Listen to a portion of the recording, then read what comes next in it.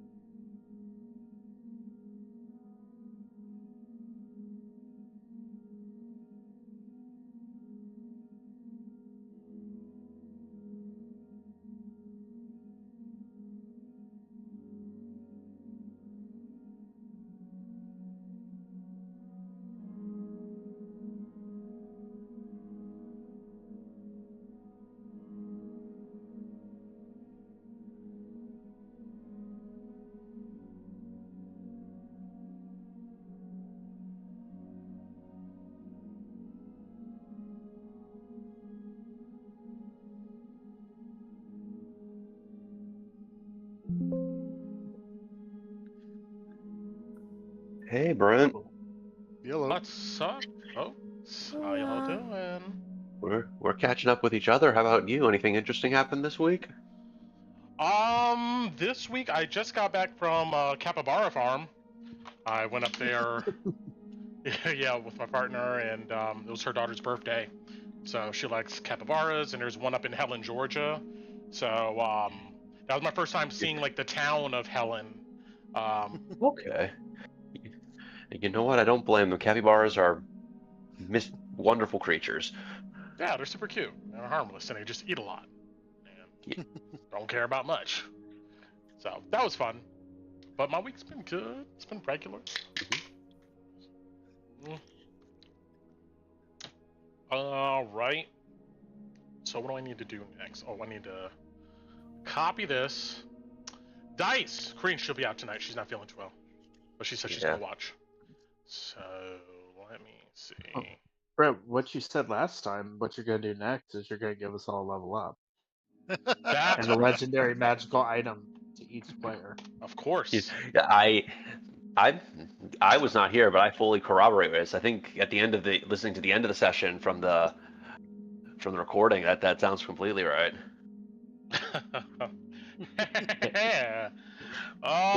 Hey, you guys will be seeing some interesting items soon enough. So That is seeing, not the same as giving, but you'll see some cool shit. Let's see. Okay, so I got that done. I think we're doing it live. Yes, we're good. Cool. Anything else? I know there's something wrong about our rogue not being part of the delving team. Hey, we'll make it work. Gotta make it work. If worse comes to worse, I'm willing to run face first into something. I've done it before. It's gone horribly, but I'm sure it'll be fine. The Ron special. It's to test to make sure the shit's actually working every week. And especially with Roll20 doing its pop-up again this week, saying you needed to do the plugin. Click that, yeah. Yeah. Yeah. Oh. Well, we are going to get into the fallout of Dragon's Perch here. Be interested to see what you guys do, considering what has happened. But hey, you saved your brother, Tinu. That's a good thing. Yeah. So. Speaking of what has happened, I think now's time for the recap. Yes, let's do it. Who wants to do it? Me. Go for it. I gotta convince that brat to go home. Okay, so, continuation from the fight. Right off the bat, I got turned into an ape. And then I think there was That's like a the Tinu slight... special. There was a slight pause, and then the paladins ended up surrendering, I dare say. Is that what we want to call it? One of them surrendered, so then another one surrendered, and then the wall surrendered, and then Alice bop him in the back and killed him. I don't even think he had a chance to surrender. She was just like, stab. No. Yeah, she didn't even wait. You're right. She didn't wait. But, so then, what's his face came back, Thorn, and Tinu accidentally broke his shoulders or arms, or dislocated them. And then as we were talking and getting everybody ready to move, one important thing is Ron noticed that if he attacks and there's a cultist in range, he gets extra damage because he's their savior. And then praise the lizard. He's Ron the savior. Oh, he is. He saved my ass so much last game. Anyways, and then as we're getting ready to, everybody's getting ready to leave, we hear something, and then these things just show up in the air, and it turns out they're wyverns, and everybody's freaking out. The cultists start running. It's like it's a crowd surge. That's what it is. Everybody's running towards the exit, but then the ravine is a S shape that you have to run through, so everybody kind of bottlenecks at the beginning of the S shape, except for some of them, but I'll get to that. So the ape jumps in front to stall. Some of the horses ran away. My brother got onto a horse, luckily, and he's in front because the horse is fast. Alice dragged Thorn with her because this guy was still fighting her. They're running for their lives, and he was still trying to get away. So then she ended up knocking this guy, this guy, knocked him out too. And then the cultists kind of like bottlenecked in the thing. So then Tinu and Ron and Kolobati kind of tried to stall the wyverns, so we were able to stall them, I think, for a good like 2-3 rounds, and then Tinu cast sleep on 2 of them, and then we all we're all still on that ravine thing trying to run up the S, and then 2 of them followed us, and we were able to take those 2 down. So then we ended up at the end, everybody decided to go to that cave where we found the, I don't know, that dragon orb. That's what I'm going to call it, the dragon orb. Yeah, the left cave. So then everybody, well, Alice went inside with Thorn, and she had a moment with Anar, and then instead of going inside because we're all in danger and my spell sleep's about to run out, the cultists decide to point fingers right outside the door, like, we should throw some of them off the cliff. It's justified. And so then they get into this little fight, and then they're fighting with the 2 paladins, and then who are unarmed. And so then, as they're fighting, we all hear the wyverns coming, and then everybody's like, "Oh no, we're gonna die!" So then everybody finally goes inside the cave. And then, as we're doing that though, Louis, sorry, this is turning into a super long thing. You're good. Louis had when they killed the last wyvern and everybody had ran north, Louis had told Tinu to take his backpack, and he took the bag of holding, and he went south because he was dead set on getting that plate mail for Torren. So he sneaks over there, and the wyverns don't care about him. He's also invisible, and so because we're all making a ruckus because they're all arguing, and so then he's able to get the plate mail, and then he sees high on the perch, northwest of where we were, he sees something looks weird. It looks traversed. So he gets up there because he has a climb speed, and it's it was a transparent wall that he was able to walk through. Yeah, in my video game that I'm playing. That's why I paused for a minute. I was like, wait, that's the video game. Anyways, moving on, I'm getting distracted. So he gets inside, and there's these suit of armors, and he gets all the way to the end, and I think I was having a hard time focusing, but I think it was there's an offering plate, and then there's a lever next to the offering plate, is what I think it was. True.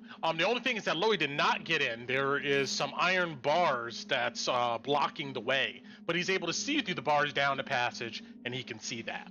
Oh yeah, it's a portcullis. I remember because I googled it, because I was like, what the fuck is a portcullis? Yeah, and then I didn't know what it was until I started playing D&D myself, to be honest. So. Yeah, I had to Google it. I know what it is now. I know what the word is now. I knew what it was. Anyway, so then, we ended the session with Louis, standing there, deciding if he wants to continue on, or if he wants to come back. And then everybody in the cave is, trying to figure out what to do while these wyverns are coming. That's where we are. Yes, that's good. Take some inspiration. Thank you. Woo-hoo. That was really good.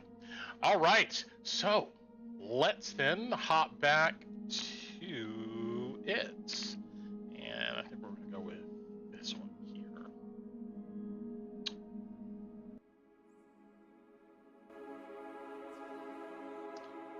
I'm gonna start with Lowie here. So.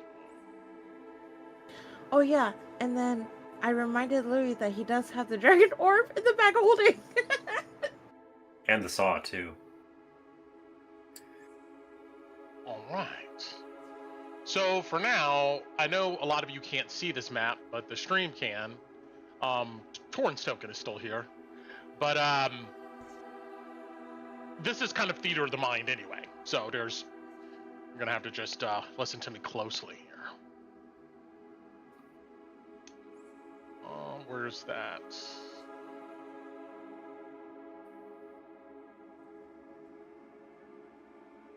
Here we go.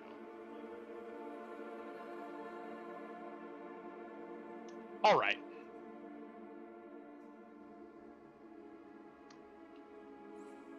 So Lowie, the last time we were in session, you found yourself about 160 feet up the cliff wall that forms Dragon's Perch. Wind is beating at your back as you step through an illusionary section of the cliff wall, and you see, of course, these thick iron portcullis bars blocking a stone quarter that looks like this image that we're seeing here. Through the bars is about a 30-foot long passage that ends at a sharp turn. On the wall of that turn is an iron lever covered in dust and grime. On the adjacent wall, you see a large ornate offering plate jutting from the stone. It looks like the plate is probably mostly empty. The plate also looks like it's formed weird, like some stone melding happened. But it just looks like there is maybe something in it. Melded into the walls, most likely by magic, you see these lines of suits of heavy armor. All have variations of ancient Gothic designs harkening back to the Von Draken dynasty. A helm sits above each of the armor, also melded into the stone. And likewise, each suit has a shield and various melee weapons adjacent to it. Seeing this scene, what do you do? Well, the first thing Lowie does is he looks at these bars, and he reaches into the bag of holding. He thinks about the saw of cutting. Is it in there, Tinu? Yeah, I think it is. Hold on, let me look. I'm sorry. Saw cutting. It should be in there. Yeah, it is. Bag of holding. So, yeah, okay, that could probably work. He flips it away and puts it back in the bag. I'm gonna do. I don't know how time-consuming this is, Brent, but he's gonna inspect a little bit initially of the gateway to see if it's trapped. Sure. Roll me a perception. Sure.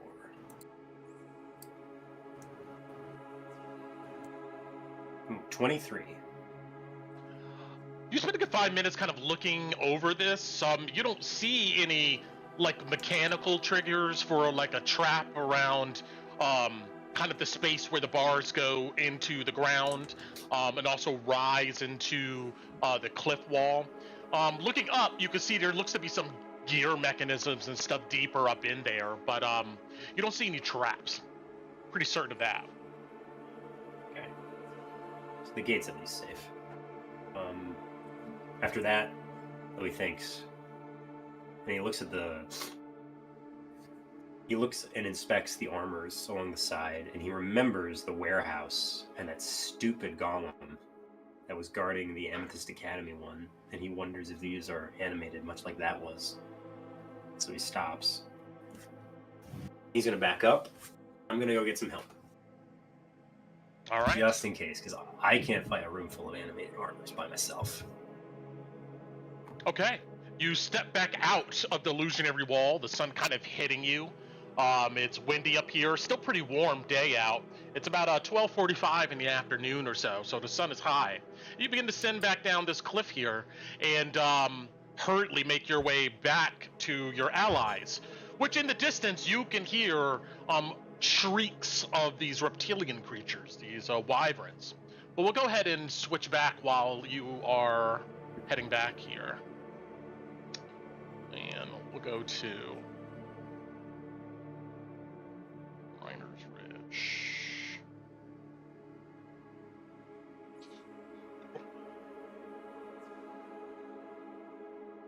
Meanwhile, after fleeing back to Ryder's Ridge and into the ruined shrine of Aurelius, the Sun Talker, an ancient, long-dead brass dragon, and his rider, Captain Kalian Voss, the party and the cultists spend, a few precious minutes kind of gaining their bearings. You guys secured Storm Radley, and then keeping the cultists and the remaining paladins from conflict. The massive granite ornate dragon's head with the stone offering plate still peers through the rubble towards the back of this broken shrine. You also see the broken placard on the ground. The brassy glowing orb is missing from its jaws. Now, we're all going to just roll initiative here.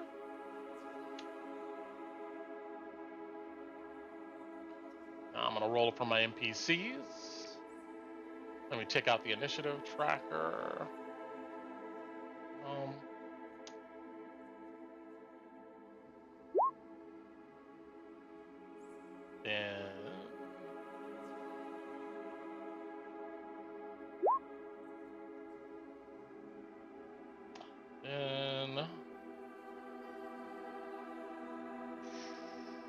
I'm guessing it's double rolling for everybody? Is it double rolling for me? Brent. Yeah, I don't. A double rolled for me. We're just taking the top one. Like if you were doing initiative, you would take the left. We'll just take the first one. Oh, so it only rolls. Oh, mine only rolled once, and it gave me double of what I rolled. I don't know why. I don't know why. Yeah, I see that on mine too. So I have no idea. And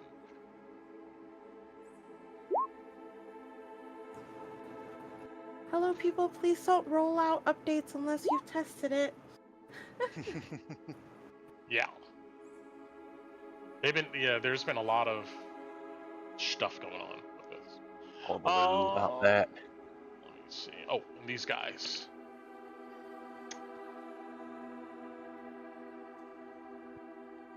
Let's go here and here.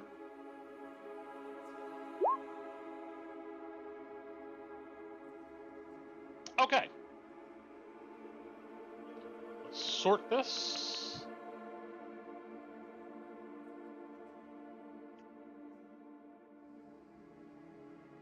And this, there's two of these guys. I'll get rid of that guy. And, it's an initiative tracker too. Shit. Alright. So, that.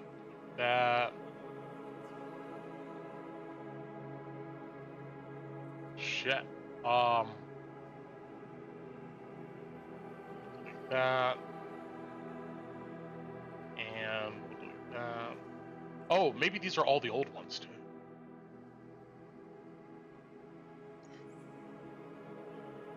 We'll delete that.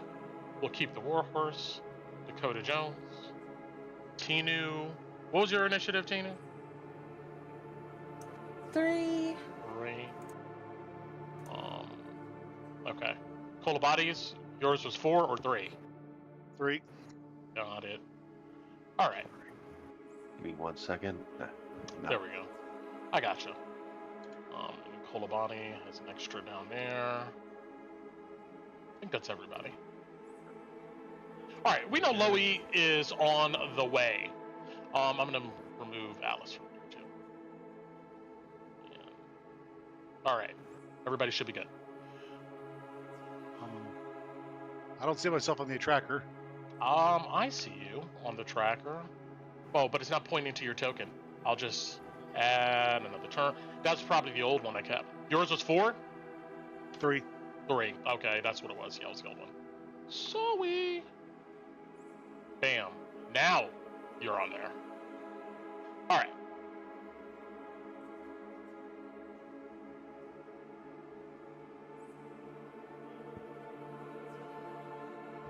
So, we're gonna go in initiative order for things that you want to do here at this moment. And, I'm gonna say you guys can kind of talk freely, but just know that if it goes too long, I'm probably gonna cut the conversation off because there may be danger around the corner. Right. But yeah, if y'all want to talk, excluding Lowie, y'all can do that. But I am gonna start with, Hemin, and here he pretty much stays near the back reading the placard, and Anar moves, stays and talks hushly with Sylvie here. And Tinu, what are you doing? So my question is, okay, I had 2 questions. First question is, you know how Body was moving the bodies here? Do those bodies look like they will suffice to hide us? Are there enough bodies blocking the doorway? No, not even close to enough. Maybe there's like 5 or 6, but yeah, you don't think it's enough to block this doorway. Okay, and then my second question is, so on the map, the doorway looks roughly 10 feet, right? Or 5 feet, if I... It is 10 feet across. 10 feet across? Okay, yes. Perfect. So, I look at Torren, because he's close to me, because I walked over here, and I always say, Torren, can you grab all the knife bites and bring them over here? Because I'm gonna cast Liamon's tiny hut, or that's my plan, so that they can't come inside. So I need you guys to gather around me so that you guys can pass in and out. And I will sit here, and I'm gonna... So how does holding an action work? Can I cast the spell, and then my trigger would just be when everybody gets around me? Or do I even have enough time to cast this spell, Brent? Because I'm not... Yeah, so it's what's a the minute duration? to cast it. It's a minute to cast this spell. I think you can only hold a spell that's an action. So if it requires a minute, you have to spend a minute. And yeah, you have to spend, yeah, you have to spend a magic action every round for 10 rounds. So basically, in this case, you would start the casting. We would gather anyone together, and if something goes wrong, you would have to cancel it and start over. I would say you think you have enough time if you start casting it right now. Yeah. Yeah, I would just tell Torren, then I'm gonna go ahead and just start casting. I'm gonna stand right in the middle, so this covers the doorway, so I'm assuming, hold on, creatures, objects. I don't know if this is gonna work. All other creatures and objects are barred from passing through it. Okay, so, but I think they could still attack me.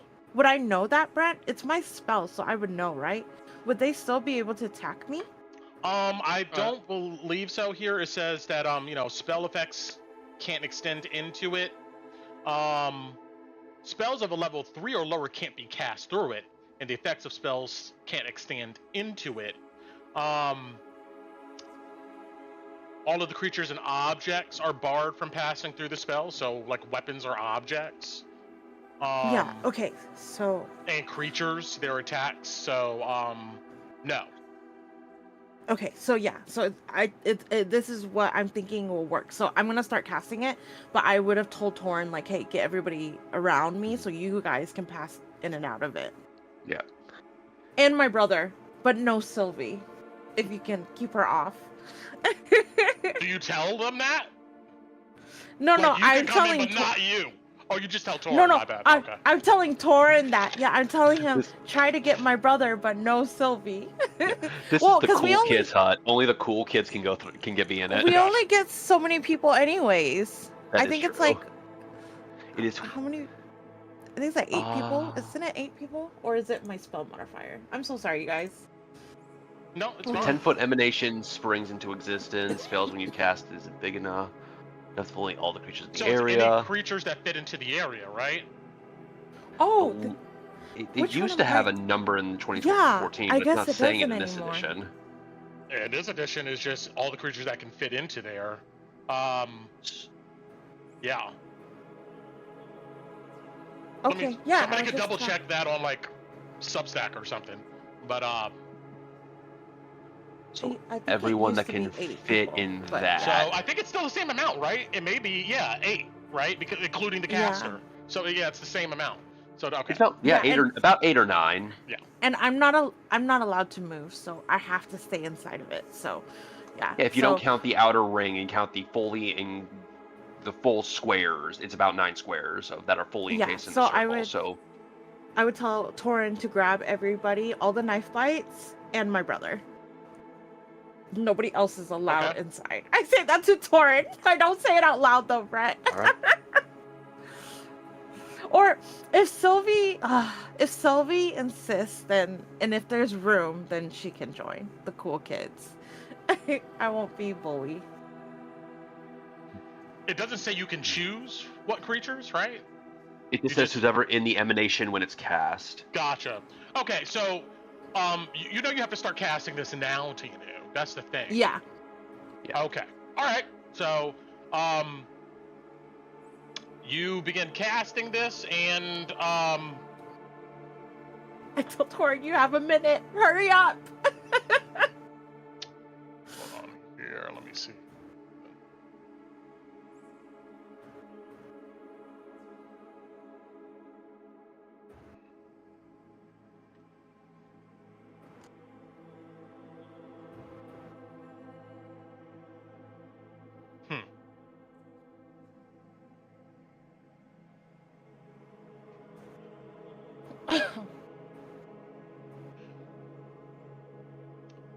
Sigarius stays where he's at.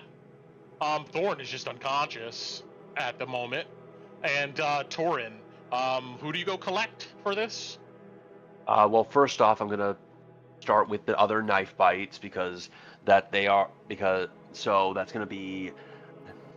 I'm gonna say Alice is not here. Her Shogun's not there.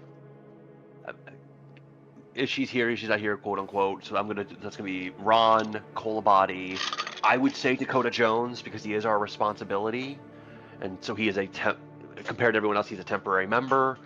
So that's gonna be 1, 2, 3, 4, 5, and then I'm going to attempt to do what Tinu asked by saying Nar that his sister wanted to have him. That sister's going to cast a spell when she's done. She's gonna want a word with him by himself, if that's all right. Anar looks at Sylvie, and Sylvie, they pass like a seemingly unknowing glance, and goes, "We should all talk together. What I mean by together is me and my partner. But I'll go over there for now." Right. Okay. Let me just check something real quick. Yeah. All right.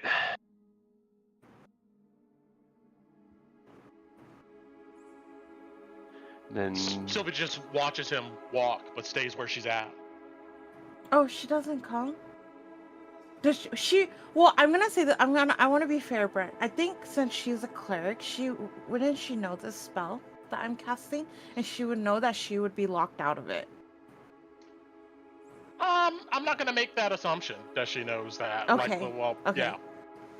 And I won't say anything because I thought the same thing for Sigarius and Haman, but I'm not gonna make that assumption. Maybe you're. Oh, okay.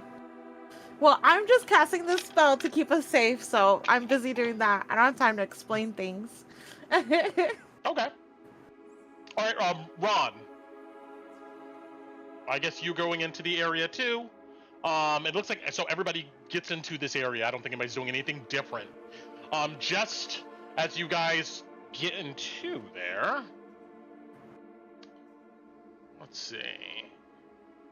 Or if he has any extra time, I think if I can do this before we start, can I do some kind of perception check just to make sure if anything is coming? If considering that there were wyverns, if I can hear any of them about to come close.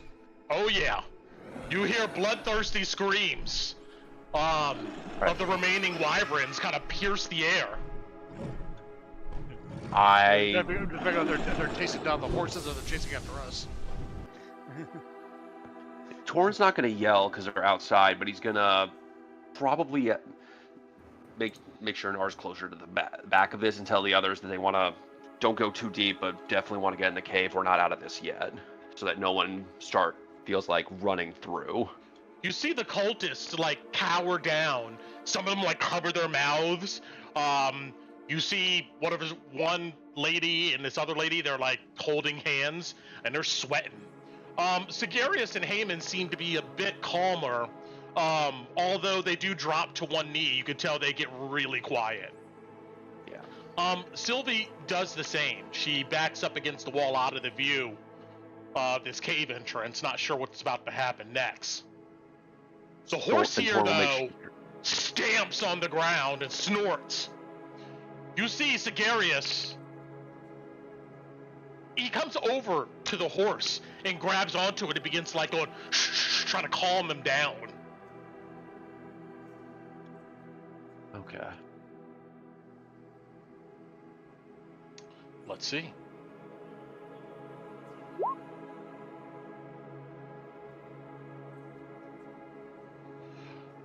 The horse bucks Sigarius back for a second.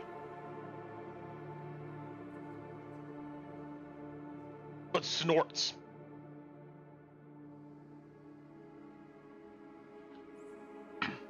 You hear the leathery wings and these creatures, and then you hear a heavy thud.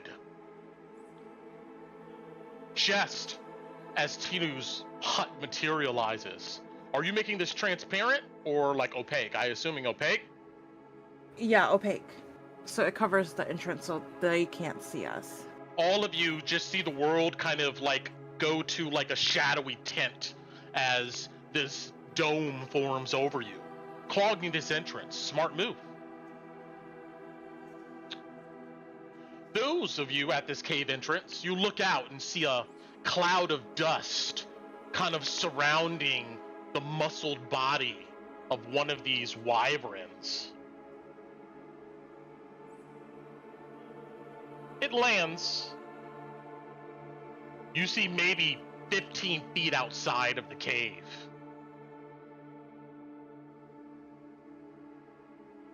You can see the shadow of one more wyvern kind of glide across the ground. You imagine that there's another probably in the sky.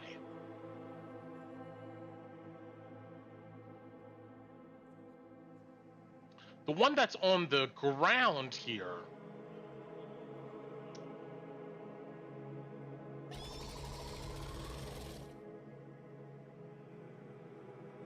it twitchingly kind of jerks its head around, scanning the area for threats.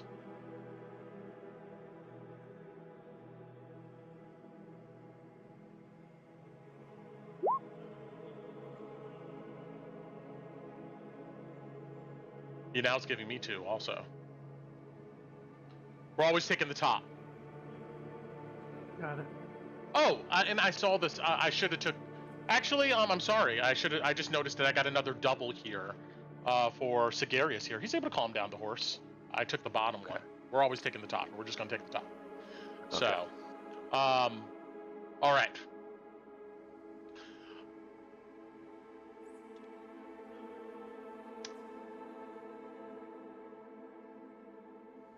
You all see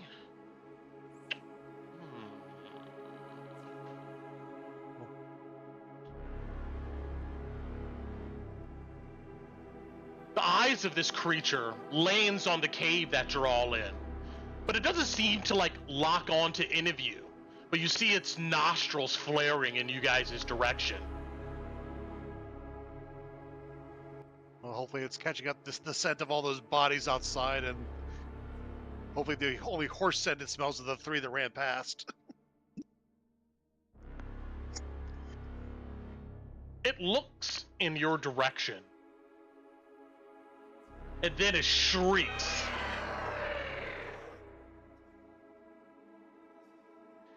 It lunges itself toward the cave, arching its stinger, tail in the air. This wyvern's entering the bottom of the initiative. It's taking its turn here. But you all see that soon as it gets within 5 feet of the cave entrance, it suddenly lurches its head back as if affected by some unseen affliction.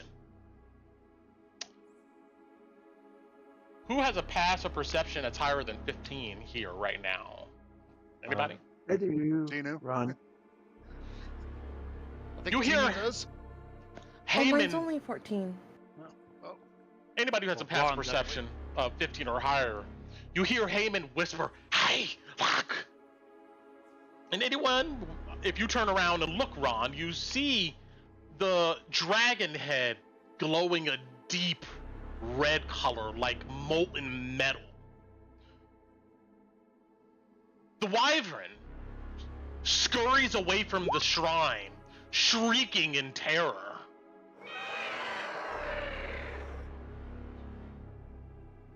It suddenly takes to the skies. And you can see its shadow, and the shadow of the other Wyvern, quickly move north towards the exit of the ravine, back towards the mountainous forest.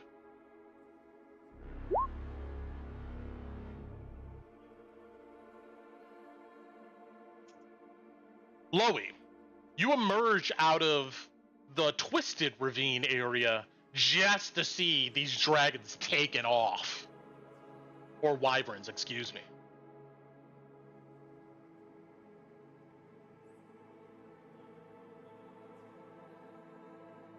I think For now- Lowie nods to himself, Mhm.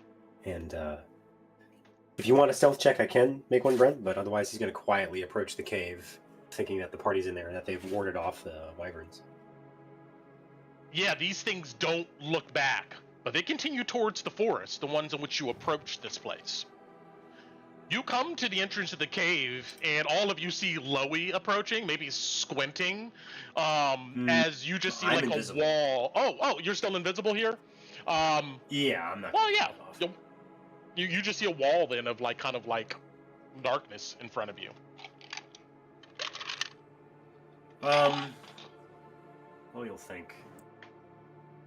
And I'm gonna give a whistle from outside the cave. Let me check.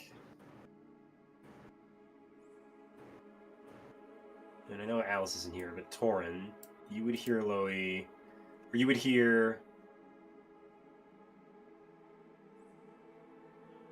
one long and one short whistle. Okay, let me.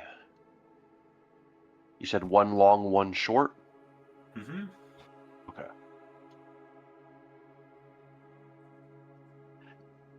All of you hear this whistle, by the way.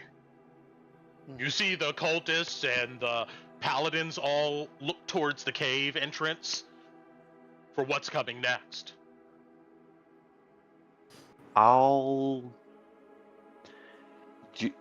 Torn will do 2 short whistles back.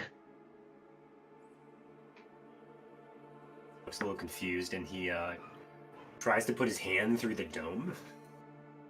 Yeah. Oh, we can see him. It's transparent from the inside. well, he's invisible. Oh, yeah, that's true. Okay. But I would say at this Tinu- point, you've heard Lowie whistle many times Mhm. before. Throughout this adventure, I would say you could probably connect the dots with Torren Yeah. whistling back. Or- Although you don't Torn's see gonna Mhm. look at the others. He's gonna just put his hands out like in a pause. It's like, get real close. I'll be right nearby. And he's gonna sneak outside to take a step to the side, so he's on the other side of the HUD. Sure. You emerge, and Lowie, you see Torren come out of this just wall of magical darkness. Lad, you hear Lowie quietly whisper to your side as you step out from the magical barrier. What's going on in there? What is that? Tinu cast a spell to keep the wyverns out in case they found us, which they did. Think of it. It's a magic wall. That's the quick of it. Over here, real quick. And Lowie's going to back away from the cave so the others can't hear this conversation. Like 15, 20, at least out of earshot, Brent, so you would really have to strain, because Lowie's going to whisper this to Torren. All of you see Torren walk off talking to. Unless you want to cloak your whispering, you have to give me a stealth check on that. I will gladly give you a stealth check. I don't know if Torren can be quiet. I will give it a shot. Do it. 25 from Lowie.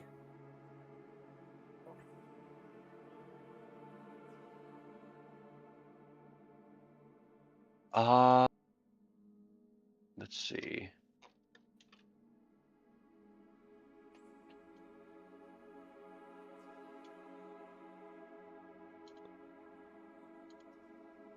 Of course.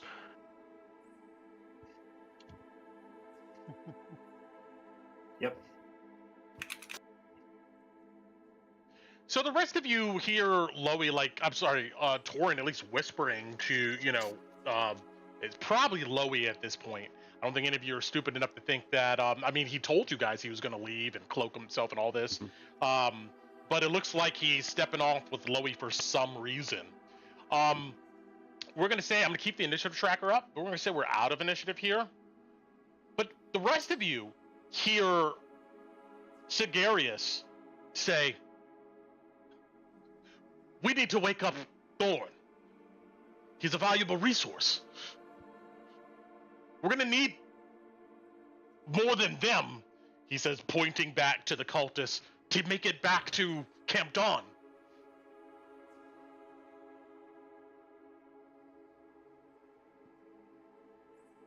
Ron looks at Tinu. I disagree with his statement. Oh, if he's knocked out, it means he didn't help Alice escape, which means he's probably not going to help us. So I think we'll be fine with him knocked out. That's madness. Think about what you're saying. Were we going to carry him all the way back? What if something happens? It would be easy if he could walk himself. We have a horse. We can throw him over the horse. Omen here, he's exhausted and spooked. Omen? Who's Omen, Brent? He's talking to the horse. Oh. Okay, so I don't know what that means. Are you saying you want to leave the horse here then? What I'm saying is that it's not going to be reliable to carry Thorn all the way back. Who knows what may happen? I'm surprised the others ran off. He's a well-trained beast. But they've been up for a few days. Not reliable to just throw him on the horse. He's already tied up.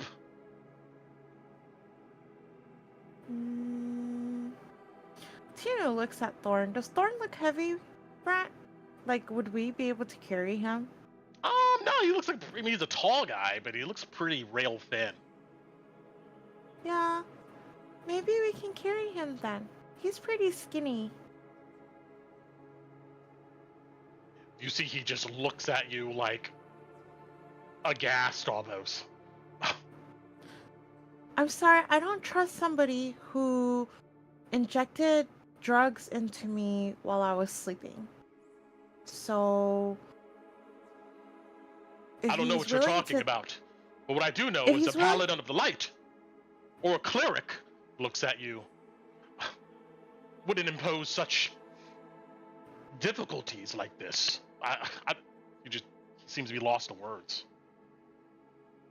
He's a bad egg. Just trust me.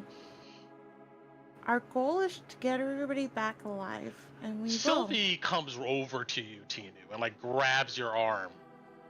Oh, the dome is still up. She can't come in. Okay. She said she bounces up against it. She goes, "Get rid of this." So I'm not sure if they're gone or if they're coming back. That's why it's still up. I can come to the edge and talk to you, though. I'll go to the edge and talk, of the dome. Anar leaves the dome and comes next to Sylvie. Yeah, that's fine. She shakes her head. He could come in and out. And she just looks at you frustrated, but doesn't say anything. What if they come back? If I let the dome down? We can't stay here anyway. Well, we we can't still rest have to here. wait for. We have to go. We're not resting. We're waiting for Uncle Louie. The other person that helped us save everybody. You see, she just kind of dismisses it, and she just shakes her head.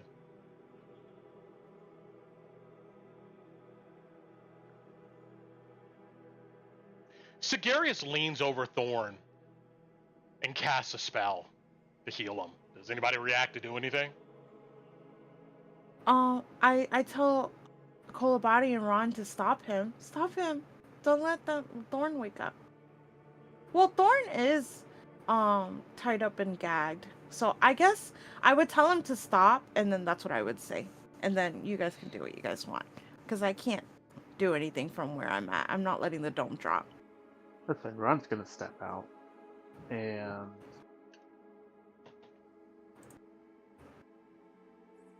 he's gonna look at Sigarius. You're only alive because you forfeited. But do not lay hands on him again until you guys are back in Canton. He will remain alive. You want to catch him before he heals him? I'll at this point, just because of the delayed reaction, because Ron's keep an eye on the dragon to see if Yeah, you look at this dragon, and you notice the glow has disappeared. So as the wyverns flew off, the glow disappeared. Rob was more paying attention to that, and then Sylvian and Lars actions. So I might give it to that Ron paying attention to two things, didn't see that until Dinu pointed it out. Okay. So I'll let it goes through, at least from my perspective. But I'm now right there next to Thorn Radley, making sure that if he's going to try to escape rope or anything, that it stops. Ron will double down on the he ain't doing shit. You guys see Dakota Jones goes, excuse me, and leaves out of the cave.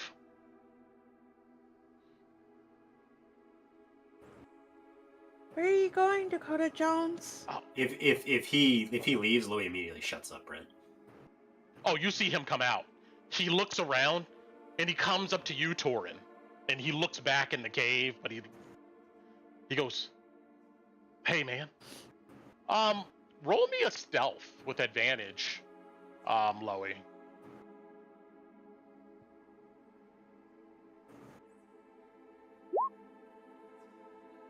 That's a 25. Wow. Somehow, Dakota Joe, you get really still and steady your breathing, but he doesn't seem to notice you standing there. But he comes up to you, Torren, and we'll get back to that in a second. Kolabati, do you do anything before Sigarius heals Thorn here? Well, I'll step out of the bubble on the cave side, but I have no way to stop him from casting, so. Understood. Ron, Kolabati, you guys rush up to meet Sigarius here to react if anything else happens. But you see Sigarius bend down, say a quick prayer, and then Thorn's body, he gasps with air.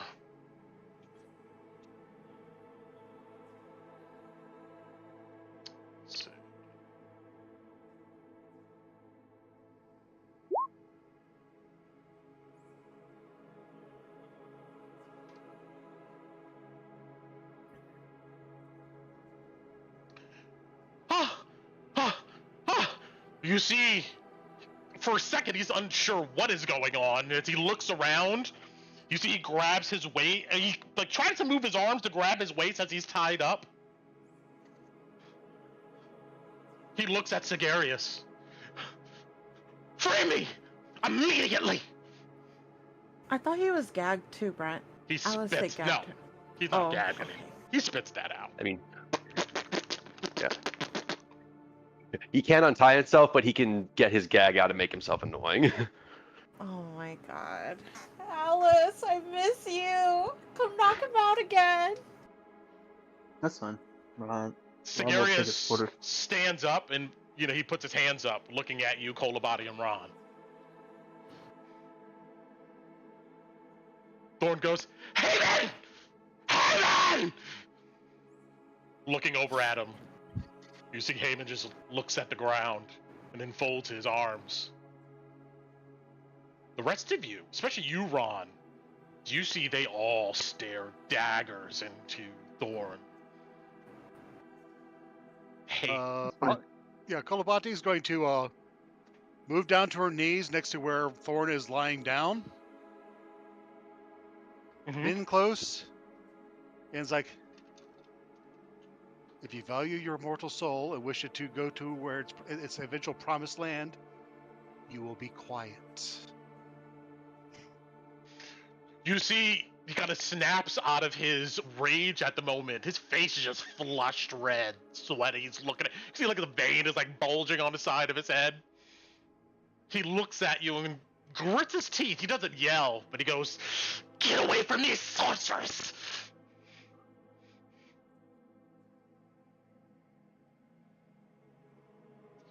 Can I smack him with a quarterstaff to try and knock him back out? Sure, you can. Unconscious, not lethal. Go ahead and roll an attack roll. I actually hit attack roll and it rolled that. Okay. Oh my god, it does that to me too on Sundays. Okay, let's just do... Yeah, you have to manually roll it. I don't know why it does that. It does that 1d20 on my... plus 3. Yeah. 15 to hit him. You are at advantage, Ron, because he's tied up. He's restrained. I think you hit. Hold on. Where's this guy? Probably. Yeah, you hit him. You smack him. Okay. All right. Let's see if damage rolls correctly. Nope. Fuck. Yeah, you were good for a minute. I don't know what happened. Maybe got to reload. I don't know. It's not the Ron special. True. Pop him in the head for 5 and tell him to shut the fuck up. He cries as you slash him across the face with your staff. He begins to cry. But then he starts laughing. Outside, Dakota, Torren, and Lowie, you hear this going on. You obviously know Thorn is awake here. Yeah. Dakota quickly says to you, "Hey, I know what I saw."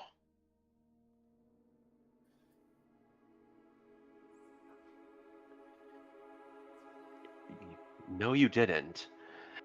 And Yeah, I did. If you think you did, because if you think you did, we're gonna have words. Now, if you want to talk about what you... Please, just listen to me. All I'm saying is they saw it too, man. Yeah.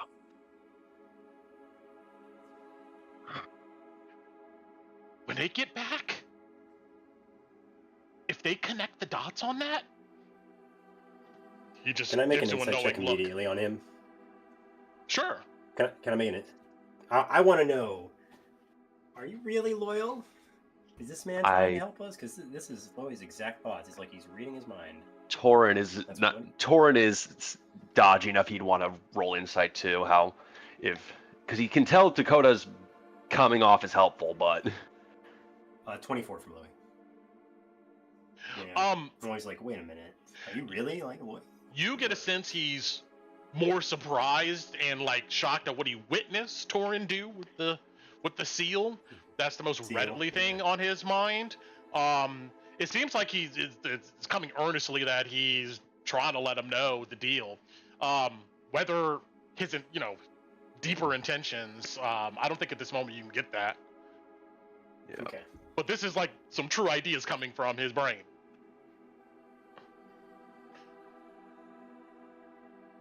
He goes, if anybody, I know you probably thought about this, but if anybody sees you do that out here and they know what that is,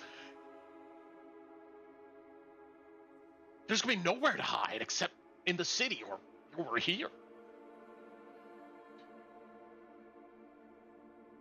Look, when I was back at Camp Dawn, they interrogated me for hours and hours. And I wasn't even willing. You think these guys back in here are gonna go ahead and hold back? I'm just saying. At this moment, you hear Thorn scream again as Ron slaps him in the face. I'm gonna be completely honest. I'm getting sick of just about every single person in this freaking place. Okay.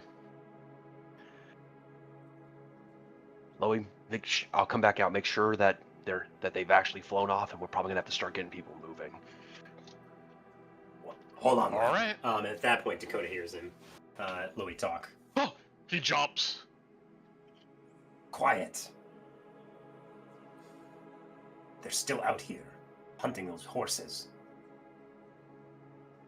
But he's not wrong, Torren. Yeah, I know he's not.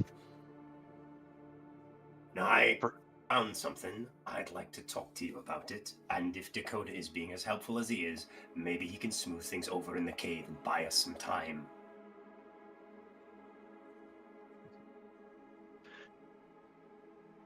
Torn will lean down so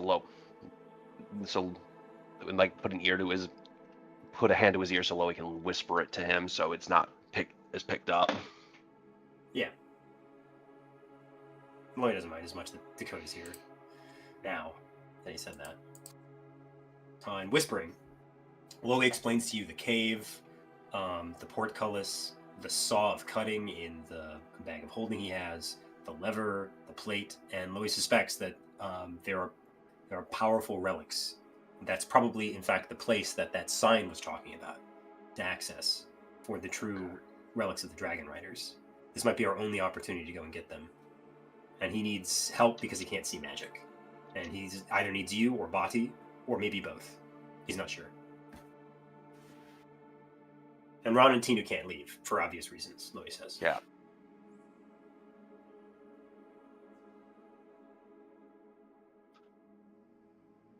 All right. At this moment, you hear Thorn Radley laughing. I'm gonna get back into the cave here real quick. He stops giggling. And he goes, "If you all only knew what you've done to yourselves. You have struck a paladin of the highest order, a flamekeeper of the divine light. When my brother hears of this, there's gonna be nowhere you can go. You might as well live in this cave." When your brother hears you defied orders, will he still think the same thing? He cranes his neck and he looks towards the opaque globe. Coward! You've always been a coward. You hide from me now. Can I turn this thing transparent, Brett? Can I do that mid-spell? Or I what is the spell? Say, I don't know. Man, I'm about to drop this thing, and if everybody in here dies except for us, I'm okay with that. I will slap this bitch. I don't know. It doesn't say the atmosphere. I can only command the interior. Spell does end early if you leave the emanation, or if you cast it again. But yeah, you can only command it. I don't. I'll be nice to you this once, but we're not gonna make a trend of this. But yeah, you're able to make it transparent. Oh yeah, I'll make it coolness. transparent. so he can look at me and I can look at him. You see, he's looking at you, face beat red. We wouldn't be here to begin with if you didn't do this. Didn't do this? This? Oh. I was on a mission of getting reconnaissance from these demonic filth, he says, kind of throwing his head towards the cultists that are all just looking at him. No, you weren't. And if it wasn't for you, we would know what they would be doing in St. Brenna's Chapel, you fool! No, those weren't your orders. Yes, they were! And how do you know? You're not a cleric of the divine light. You worship rocks. Is that what your rocks told you? I No, it is what your made Lord wrong Commander told order. us. Yes, that's what the rocks told me. Now be quiet before the Wyverns come back, or they can hear you. You can see he's looking at you. You can see the gears is turning in his head of trying to think of what he can say to get under your skin. Tina just looks at him like he's pitiful.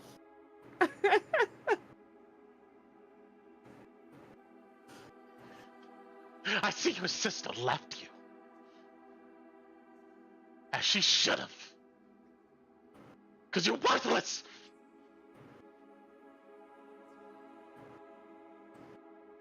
Sicarius!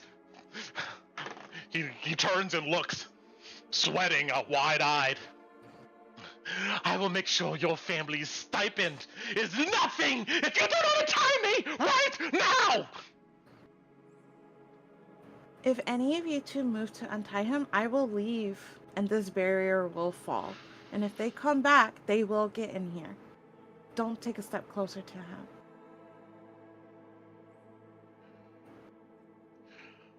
Flamekeeper, Sagaria says. She has the brooch. It points to the pin that Theodore Marshall gave you.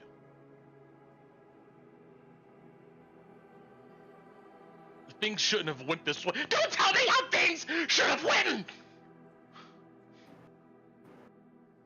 So you're disobeying the commands of your Knight Commander? Looks at you. My Valid commander question. is the divine light! You are in the field under his command.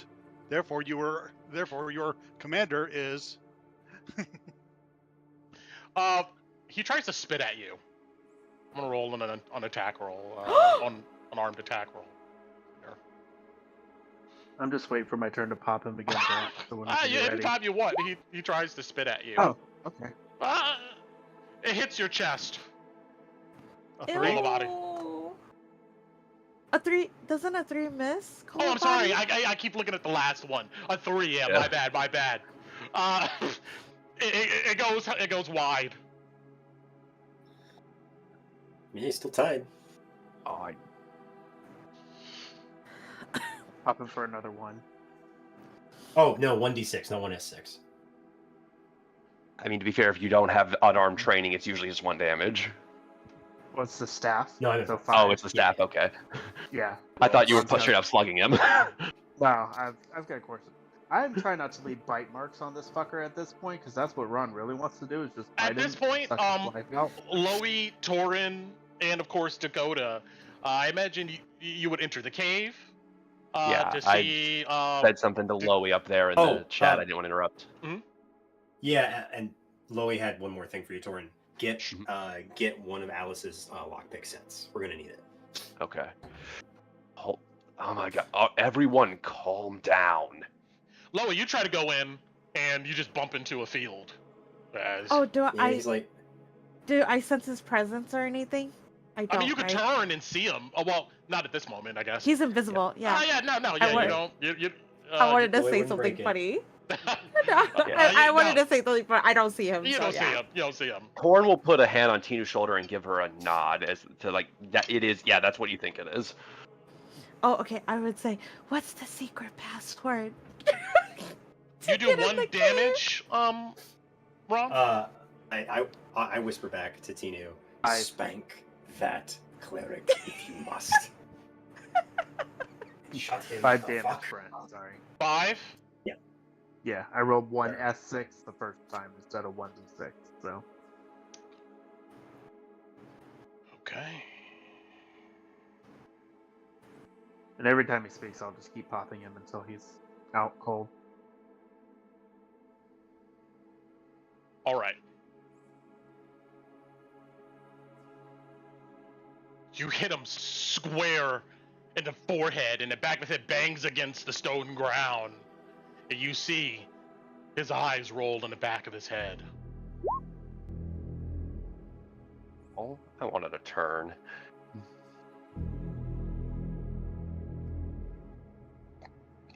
At this moment, Sylvie rushes up to him on the ground. She reaches down to touch him. Warren is not going to let that happen. It's a ready to action. It's happening immediately before anybody can do anything.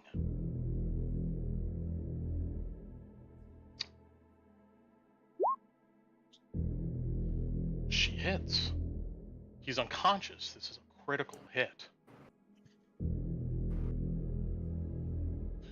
You hear Anar shout, "Sylvie, no!" She slams her palm onto his face.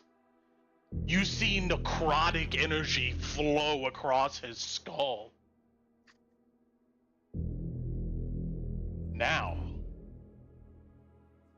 Oh shit. Oh shit. We go into initiative.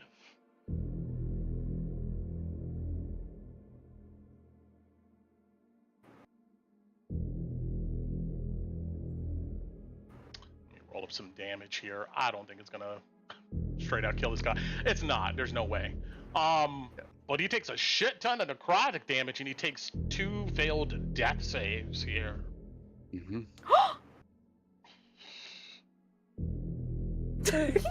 Lowie, you're still outside the shield here at this moment. Hemin sees this. His eyes grow wide. He tries to go rush past the cultists. They block his way. He then, they're not allies, he goes 5, 10, 15. They all try to grab onto him and hit him as he runs past. Oh my god. Let's see, we got 1. We got 1, 2, and 3, and 4 attacks coming at this guy. Are you able to grapple on an attack of opportunity? I don't think you can. That'd be so baller if you could. I don't think you can. Right, Carl? I don't think you can do that, right? Well, you've been doing it to me. I did. I know I've done it before in the past, but like rules is written. Like, can you do that? Well, it's an unarmed attack, and that is one of the unarmed options. That's Hold why you've been on. doing it to me. So here's the Can thing: you can do a grappling, but it Okay. can't leave damage. They're gonna try to grab his ass then. All right. And it is a save on his side.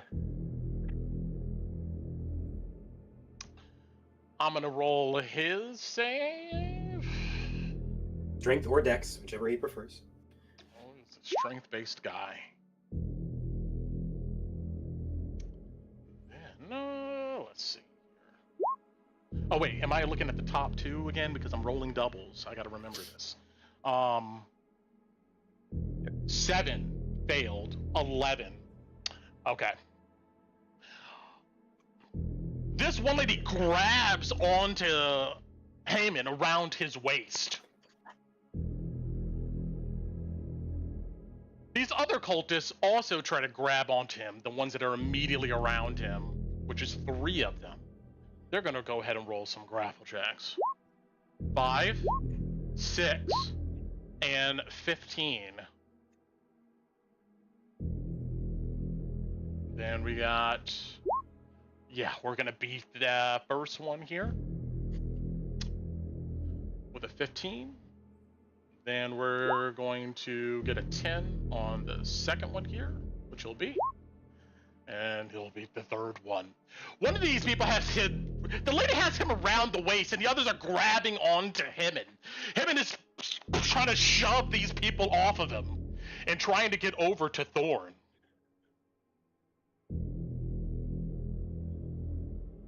Anar grabs onto Sylvie.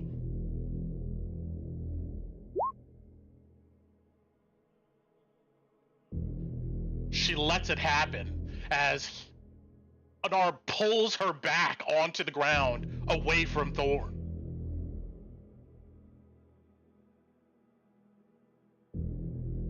The cultists in the back here. They push past their friends.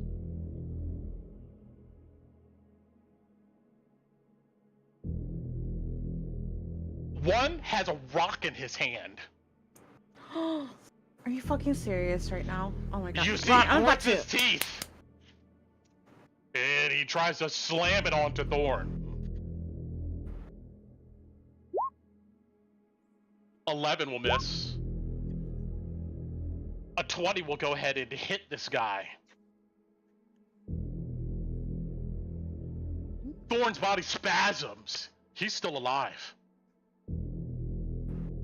Well, let's see. I'm gonna give the other guy. Oh my god.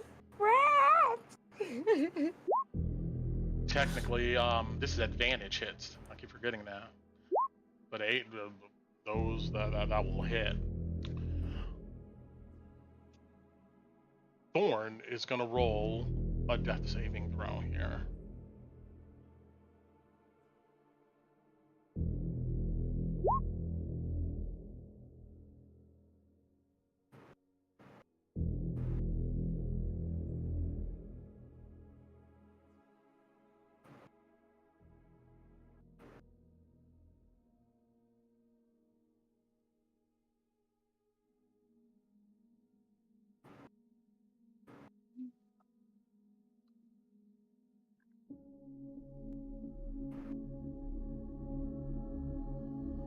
Thorn's body spasms in a death throw.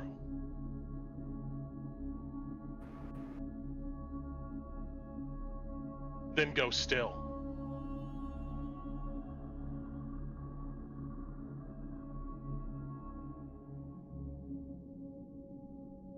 Tinu. Are we still on initiative? We don't have to be technically now, unless you guys want to Oh, focus yeah. cultists up. You know, or No, Tina okay. leaves the thing, and honestly, I look at Ron, I say, Ron, you need to get them under control. I did not want to use this on him, and I'm gonna cast Revivify on him. Ooh. And Ron's gonna look at all the cultists and tell them to either stay their hands or they will never reach the afterlife.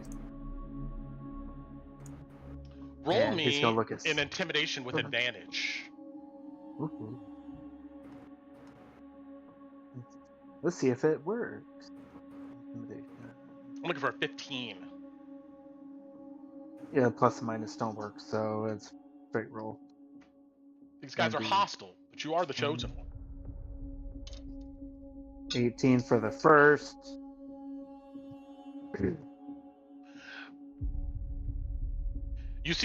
You look at the guys who bashed his face in, they drop their rocks and immediately back away from you and cower their heads. The others say nothing. Sigarius looks at you wide-eyed, Tinu, as you present your diamond and begin stating your incantations with your hand on Thorn's chest. You see his caved-in skull begin to magically seal and heal before he's truly gone from this mortal realm. Did he come back to life with 1 hit point? Yeah. I think so. I don't know. Hold on. Oh my Wait, god. that's what Please, Revivify does. Yeah, I don't want to knock him out again. Yeah, I guess he does. Sigarius, you see his eyes go wide as you heal him. He can't believe it almost. You see him immediately.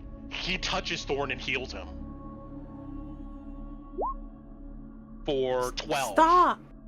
No, in this Oh. case, it's probably Yeah. justified. Yeah. Yeah, that's fine. She would say stop though, but if he did it, she wouldn't stop him. Meanwhile,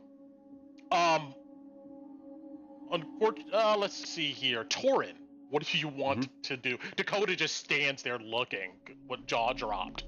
Thorn, he looks like he is just in utter confusion and delusion at the moment. What do you do? That is enough from all of you. We are in an area with giant wyverns trying to eat us, and you still want to kill each other. And don't bring religion into this. There's no faith here. You all just want to kill each other. So here's what... Look. None more of this. We're in charge, and no one's attacking anyone. We're going to get as many of you out of this valley as we can, but you don't need legs, if that's what it's going to take. We can heal that later. Roll me a persuasion with advantage here. Well, I'm not done. Continue, please. Look, he will look at Sylvie first. I understand they were going to throw you off a cliff, but you will not attack them unless you want to bring the full force of retribution on all the innocent people still back at the camp. You will make it to the farm alive.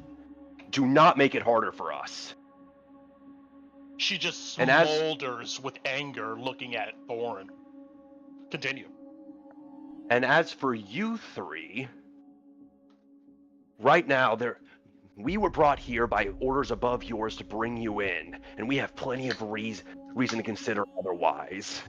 One of which would look very bad. This is not a rescue op. If anything, this is punitive.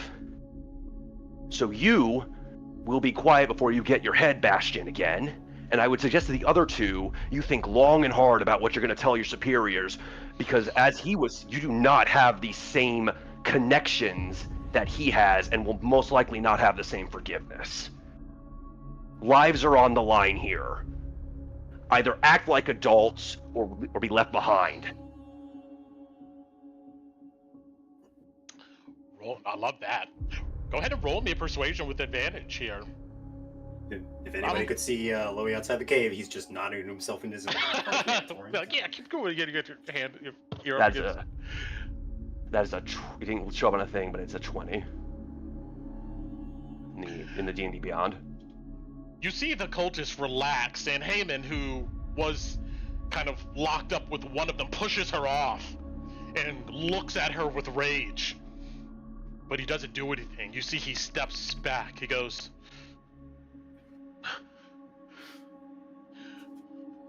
"You keep them away from us." If you need to go on the other side of the cave, you can't trust yourselves, then I suggest doing so. This will not continue. And as for you, and Torren's gonna kneel down to Thorn. He blinks at you. I would suggest for all your talk of my friend, I would suggest thinking real hard, considering you might have just committed blasphemy, and that's gonna look real bad when we bring it before your boss. You know nothing of what the Song of Fire says. I know enough to know what you said and know what others would think of it. You just saw what happened. You don't have power here. And we don't and there is not a second chance that we can bring you back from your mistake. Shut.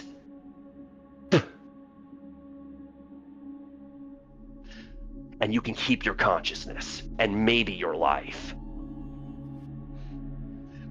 He swallows hard and looks at the other cultists who, they don't do anything, but they all meet his eyes with deadly intent or hate. All right. He's now doesn't listen, say anything else.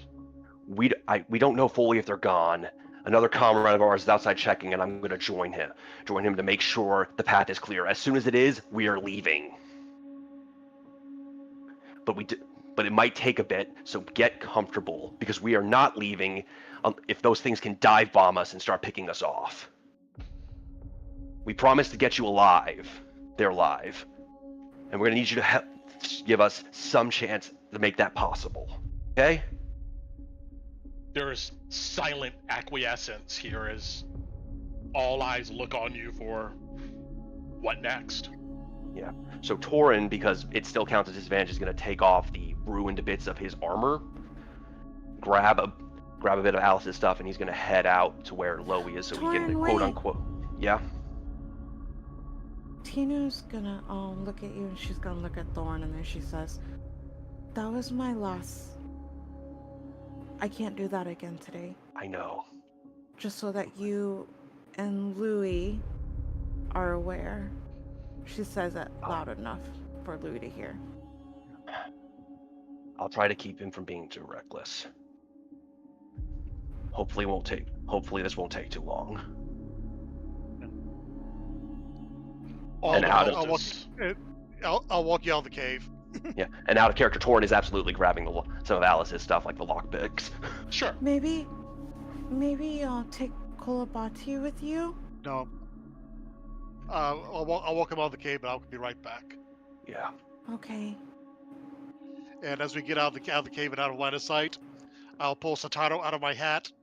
He'll go invisible and land on your shoulder as I bonus action see through his eyes. All right. Gotcha. So that way I've got eyes on target. Thanks, Body. And also, Yeah. even despite that speech and what just happened, I can't trust this won't continue. So if it does, don't be afraid to put the fear of you in them. Oh, this is already getting bad enough. We don't need a self-righteous war. At least not on our watch.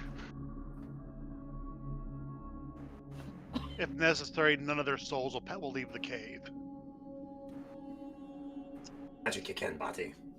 You hear an invisible Lowie say from outside the cave, Bati, as you come outside. Yeah, she'll nod to the empty air. Oh my god, guys, please Men be are safe, still don't around. die. Split the Alright. party, smart move. I do have one more thing I want to do, Brent, before we Sure. go into shipments.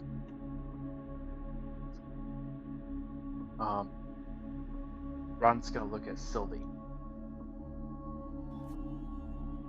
You look at Sylvie, and you see behind her Anar's looking at her with a lot of trepidation. But she just kind of, her chest heaves as she just looks down at Thorn. But she glances at you.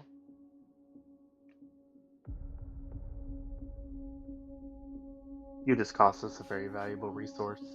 And all that money that Tinu paid you days ago, that now needs to be returned. And he holds out his hand. She looks at your hand and she looks at you.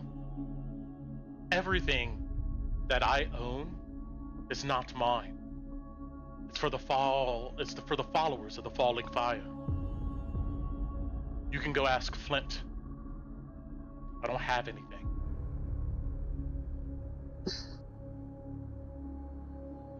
Well, after the stunt you just pulled, And you're making a mistake. and now you're gonna interrupt your champion as well. Lads, As soon as he gets back to Camp Dawn, he's gonna sign a death warrant for all of you. And he's not gonna stop. Someone willing to do that at the cliff is gonna continue to fight us. We should be bringing the war to him right now. As soon as I speak to Lucretia Matthias about your actions and the defiance of your champion, you will no longer have a place in this society.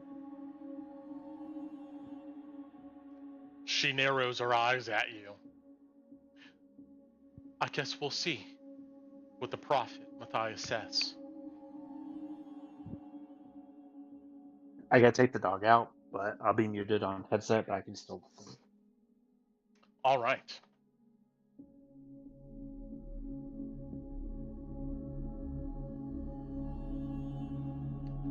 Meanwhile, Torren and Lowie with Sataru with you. What are you guys doing?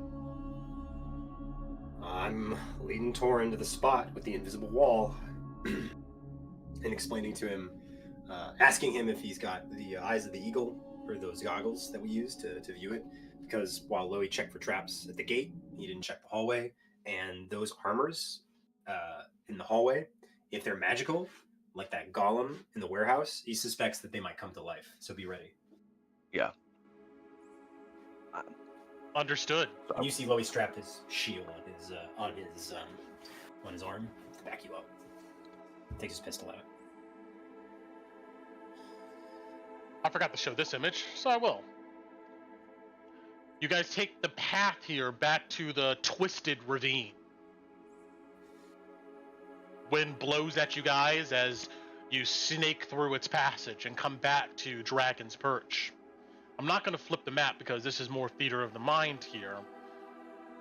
But with assistance and enough time, Lowie helps you climb up these ledges to this area. He shows you the illusionary wall, and you step through it. Yep. And you see what I've described before. Through porticless bars. Right, Torren, get your eyes on. I can't see any wording in here. Yep. I am going to cast Detect Magic on my Detect Magic. Okay.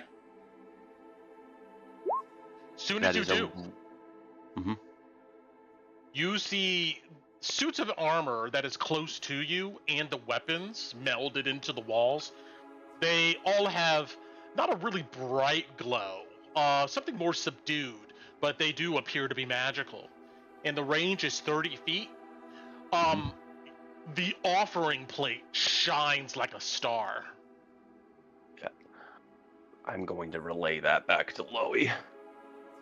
What do you think that means? Can I tell what kind of magic it is? Yeah. Let's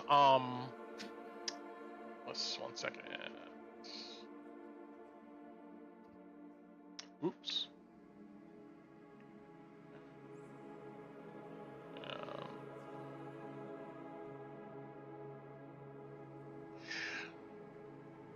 You can see conjuration and abjuration auras kind of emanating from this like a heat wave. You also see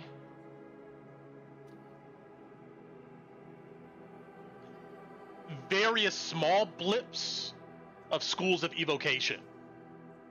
Okay.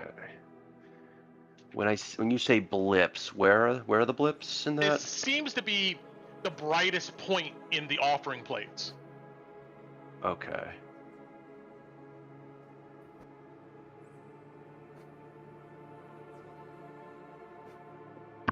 Yeah, so again, everything I'm seeing, I'm relaying back to Lowie. He nods. Okay. No telling if these things will come to life or not, but we're not gonna have a second chance. So here's our choice.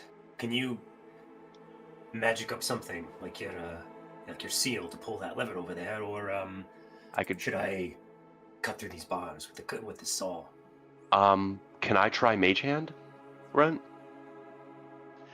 You conjure a mage hand to go down the hall, and what is it doing? Try to pull up the lever.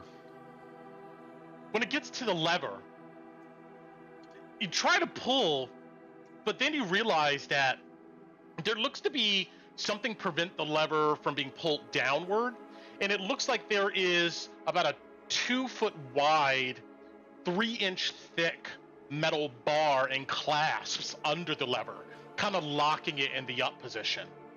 If you move your mage hand to try to move this bar, it looks like either it's just been corroded into its spot or maybe too heavy for the mage hand to move. Yeah. The one other thing I could have probably done to force it, I used today in that fight, and so we might have to go. We're gonna have to go over there physically if we want to try to move that thing. Right, saw it is then. Give me a second. This will take a bit. And there's no these bars. Torren didn't see they were magical, right? No. Okay. Then Lowie's going to take out the saw and, with the command word, begin cutting away at the portcullis. Got it. Do you have the text to drop that for me, or do I have to look it up here? Let me see. Yeah, hold on, I'll grab it for you. It's called the Saw of Cutting. Yeah, I just want to see. In our Discord. It's 10 minutes, and it can cut through 1 foot of metal material per minute. And it's continuous use. Once you use it, it doesn't come back till the next day. Got it. So how are you cutting these bars? Probably. So Lowie thinks for a second. He says, "All right, Torren, I need you to stabilize these bars. I'm going to cut out a person-shaped hole out of them so we can walk through. But I need you to hold the grate, carefully lower it down so it doesn't make any noise. And I'm going to cut because Torren's bigger than Lowie. He's going to cut a Torren-shaped hole into the bars so he can pass through comfortably. And Torren's going to do as Lowie asked, kind of stabilizing it so we can cut and lowering the bars so they don't start making clanging noises. You take out this saw, and you feel its magical potential, and of course how to use it or trigger it. Soon as you put it against the bars and let it go, it stays in place. And then with a simple mental command, you see an ethereal kind of glow emanating around this saw, and it begins to rapidly, almost like vibrate, cut against the bars, just showering sparks everywhere. You spend the next 10 minutes or so doing this. The rest of the party, what are they doing? Oh, yeah? However long you think it will take. He's hoping he can get to that bar and that lever and help Torren force it open with the saw. But if it takes 10 minutes, it takes 10 minutes. Which is fine. These are thick. Yeah, it's going.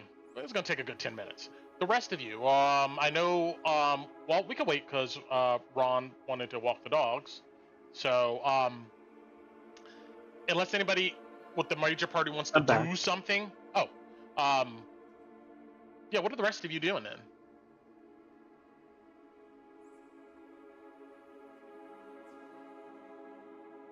Rod's just making sure he stays between the cultists and the Silver Order people. Sigarius and Heyman help Thorn to his feet so he could at least stand up, but looks at you guys warily as they do it. He kind of stumbles weakly, and you see that they kind of prop him up against the horse, which still looks a bit irritated.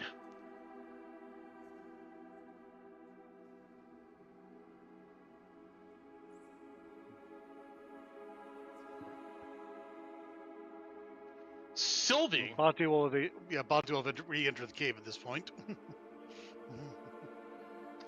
Awesome. Move you on my other map.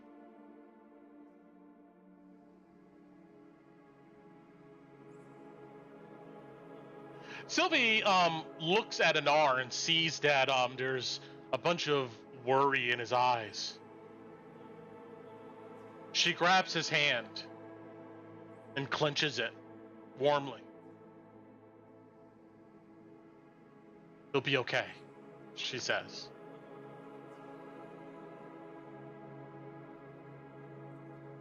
He looks at her with a bit of suspicion. The cultists, they meander about with themselves and whisper to each other, occasionally looking at Sigarius and Heyman, who keep eyes on the cultists in turn. Tino, are you doing anything?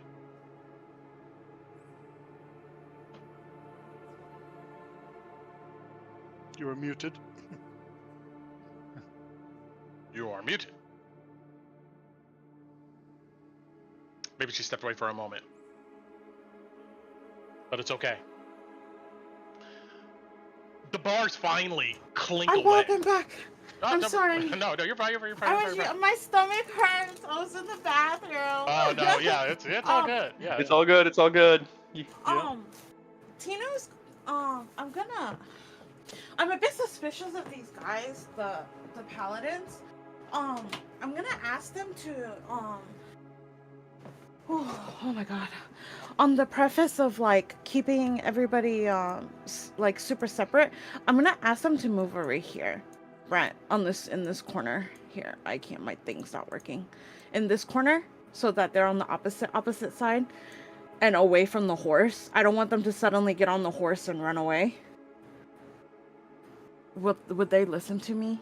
I wouldn't say that's not that they're gonna run away, but I would ask them if they could go over there, just so that we can keep everybody separate, and so that nothing else happens. And I would tell them like openly, and whoever wants to listen can listen, that I can't do that again. I can't bring him back to life again.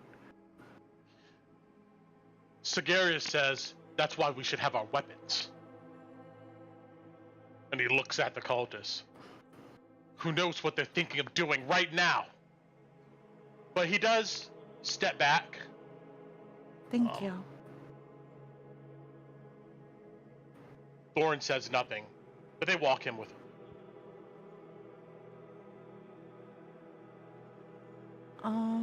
And then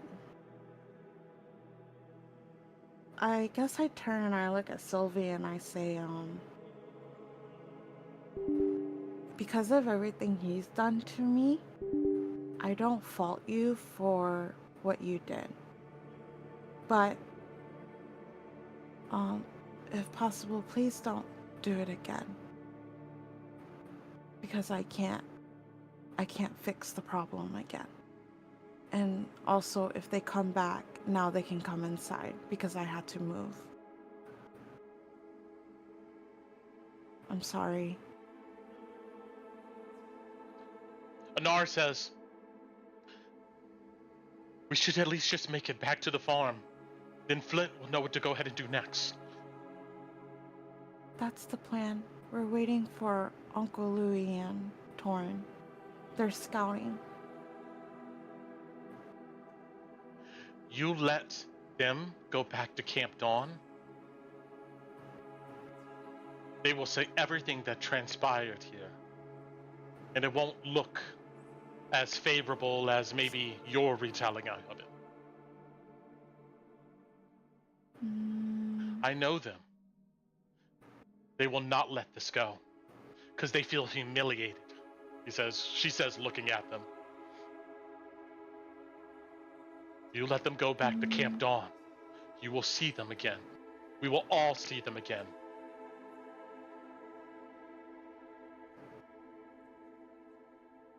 So,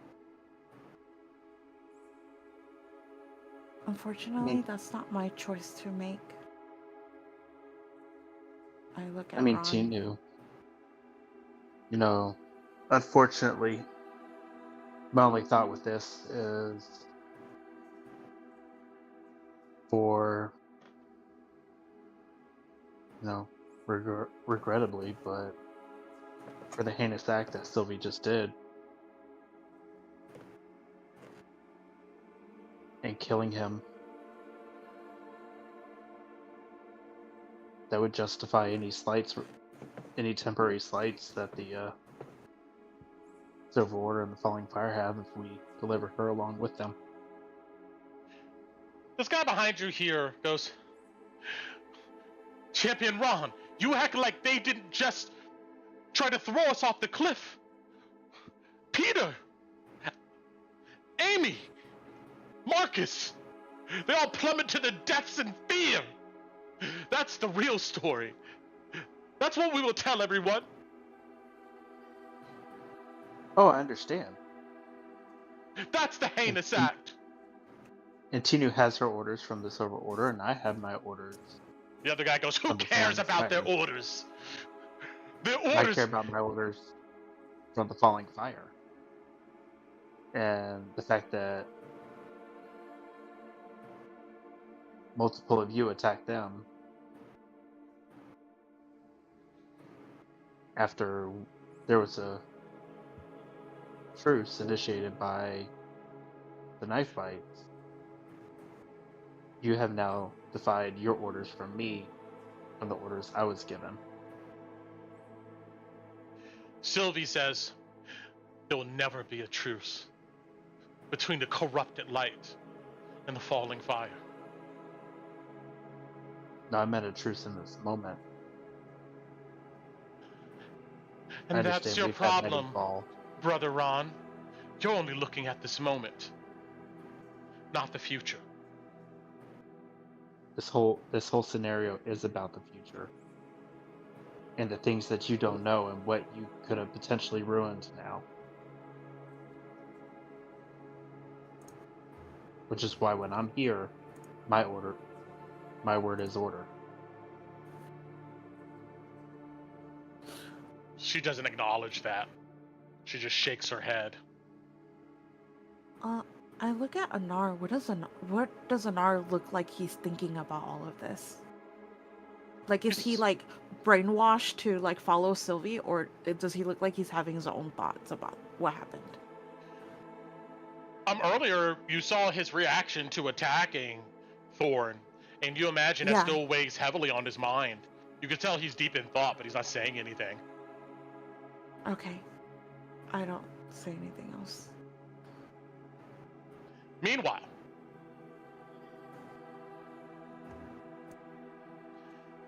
there are now massive metal bars on the ground. And there's an easy enough spot for both of you to step inside this corridor. Lowie and Torren, that is. Yeah. Alright, Torren. Single file. Be careful. Should we send Sataru in first? Or maybe not. I don't know. Might not be a. Let's just head in. Alright. Eyes on. Oh, actually, give me the goggles. Let me have a look-see of this corridor, make sure there's no traps. Your eyes are they're sharper than mine. Go ahead. Appreciate it a lot. And while we're walking, I'm going to be looking around for traps in the floor and the walls and the ceiling, slowly making our way towards that column. Sure. Roll me a perception. The goggles give me advantage, I believe, right, Torren? Yes. They should, yeah, on the perception checks. Okay. Ooh.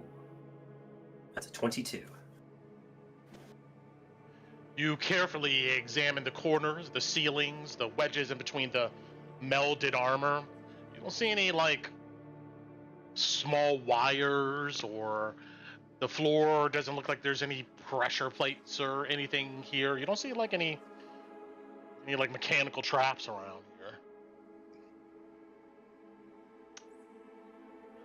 Let's switch to this other map just for the moment.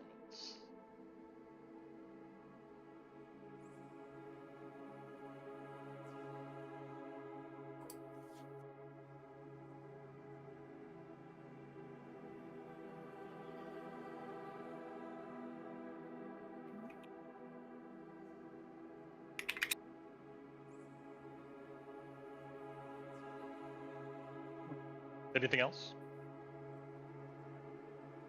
We start making our way, I assume, towards the pillar in the offering bowl. And the Yeah. lever. Lowie can't see any definite signs, and it doesn't seem like anything's being triggered so far. Then yeah, we're gonna try to make it to the lever in the bowl. Both of you carefully walk this stone passage. You look at the armor that is melded into these walls. They're of various types. Most of them are heavy armor, some medium armor here, but all of them look quite distinct. And each one of the shields seems to carry a symbol of what looks to be a different type of dragon. You see some duplicates, and all of them look to be symbols of different metallic dragons. Okay. The blades embedded in the walls are dusty and old, but you can tell that many, many years ago, or maybe with some cleaning up and stuff, these would be fine armaments.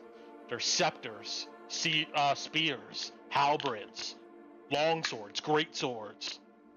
All of them look to have intricate carvings upon their hilts and their handles and the pommel. You can see what looks to be magical ruins down the blades. The helms, all of them look to have different types of unique flair to them, as according to the metallic dragon in which they're oriented towards. Nothing pops out at you or strikes you from the walls. Wind rushes at you as it exits out to this corridor. You come to the end of the hall. where pretty much it dead ends, and then there is a sharp turn that goes left. At the very end is the lever, and on the wall to the right is the offering plate.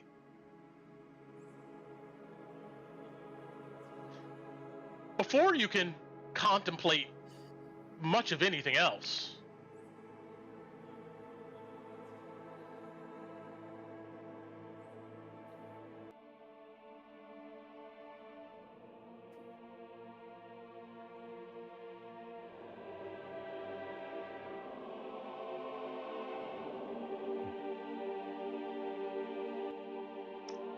let's see.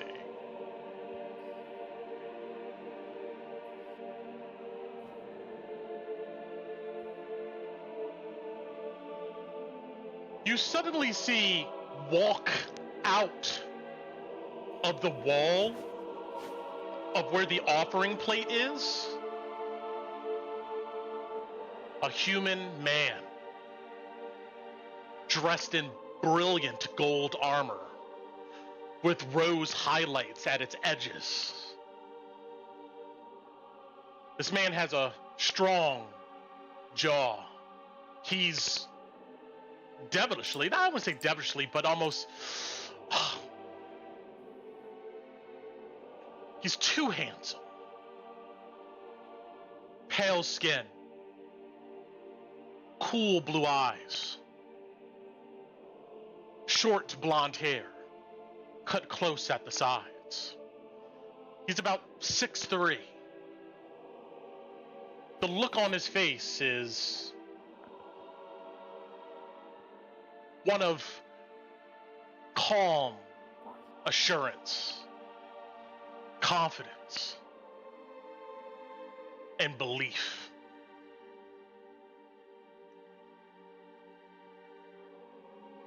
He stands before you. There's no transparency or anything to him as he walks out the wall. Buckled to his heavy and ornate armor on his side is a shield. And on that shield is a golden dragon. Under his other arm is a golden helm that has wings at the sides that are also gold. Lowie skeptically looks at the knight. He looks like this. Okay. He says,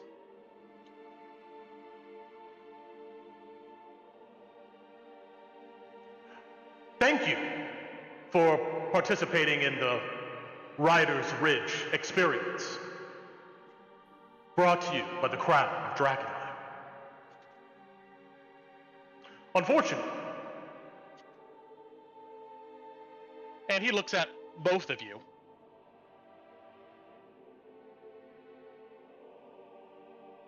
"it's either non-operational hours, or you did not solve the puzzle, giving you, of course, the best view of the Rider's celebration." He kind of gives you guys a side eye.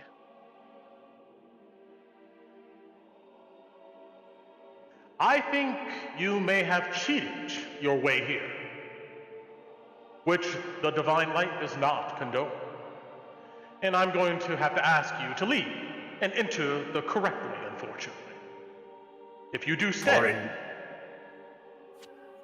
show him the seal. And present your authority. Yeah. Not worth a shot. Torren will try this. He's going to present the steward seal. "Ah, one of the seals of Drakkenheim. The steward seal, always Yes. designated towards the steward of the crown. Quite a miraculous object, which I wish I can tell you more about. But unfortunately, it is non-operational hours, or you did not solve the puzzle. If you do stay, Command him? the guard will be here shortly, and other wards may take effect."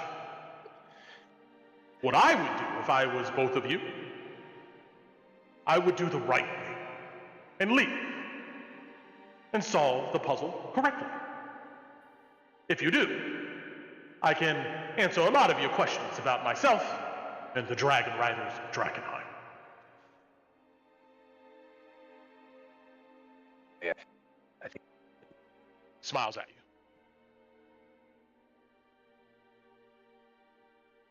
Is this fucking magic, Torren? Some illusion? Or is he actually here?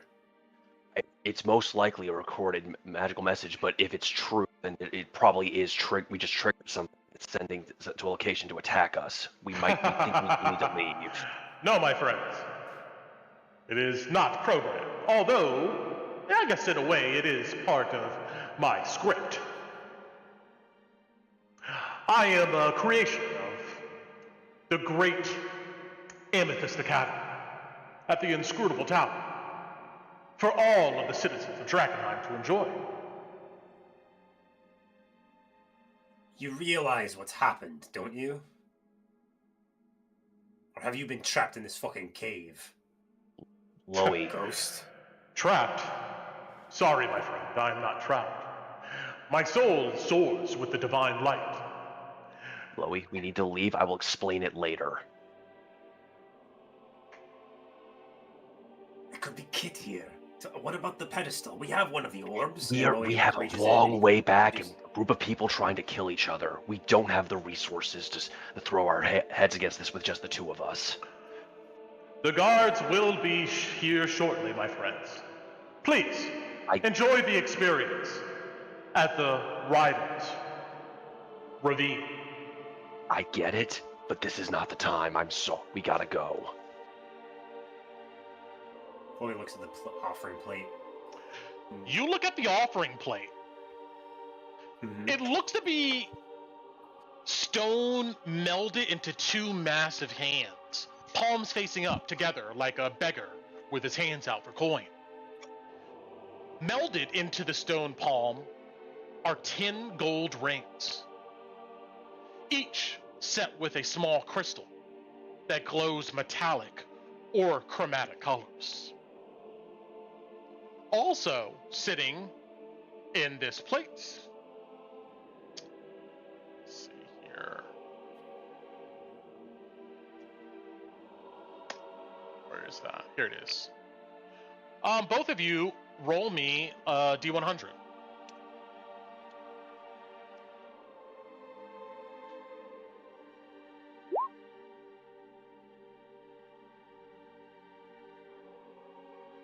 And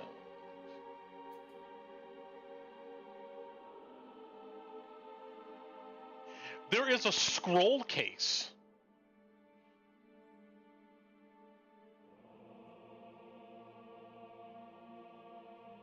It looks to have the seal of Drakkenheim on it.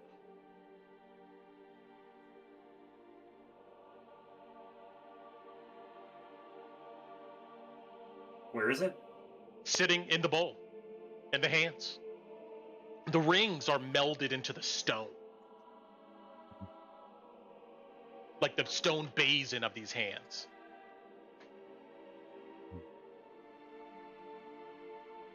So the hands have something already in it. They don't look like... So, the stone melded hands, in the basin of it, there are 10 rings melded into the stone. It's like almost flush. Like, think of a marble kind of granite countertop where you can see the individual like stones or something in it. It's like melded into the stone. And actually sitting in the bowl is a scroll case with the seal of Drakkenheim on it. That's not melded into the stone. Just sitting there. Lowie pulls out the orb from the bag of holding. Ah! I see. You have the orb of the brass dragons and their lineage. Aurelius was the greatest of the ancient brass dragons. Unfortunately, most of them were killed during the Dragon War, and the others that were not have fled across the oceans. But The guards will be here shortly, my friends. And if they find you, you will be taken to the Drakkenheim garrison. Oh yeah, the fully functional Drakkenheim garrison. I agree. Lowie tries to put the do the old hand switcheroo, and he's gonna put the ball in the hands, and he's gonna take this the scroll. See if it does anything. Soon as you execute this, you see Vitruvio looks, but doesn't do anything. Your hands touch the scroll, and roll me a Constitution save. Sure then. They totally would. 6. Perfect. Understood. Let's do this one.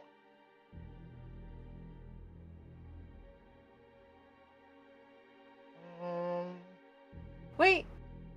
Do you want my inspiration? If you want to give it to me, sure, I'll take it. Yeah, I'll give it. Pass. Yeah, I'm gonna give it to you. Oh my goodness. Thank you, Cody. Okay. I'll roll again. He would. 17. Much better. Hopefully. The whole altar glows a brilliant white light.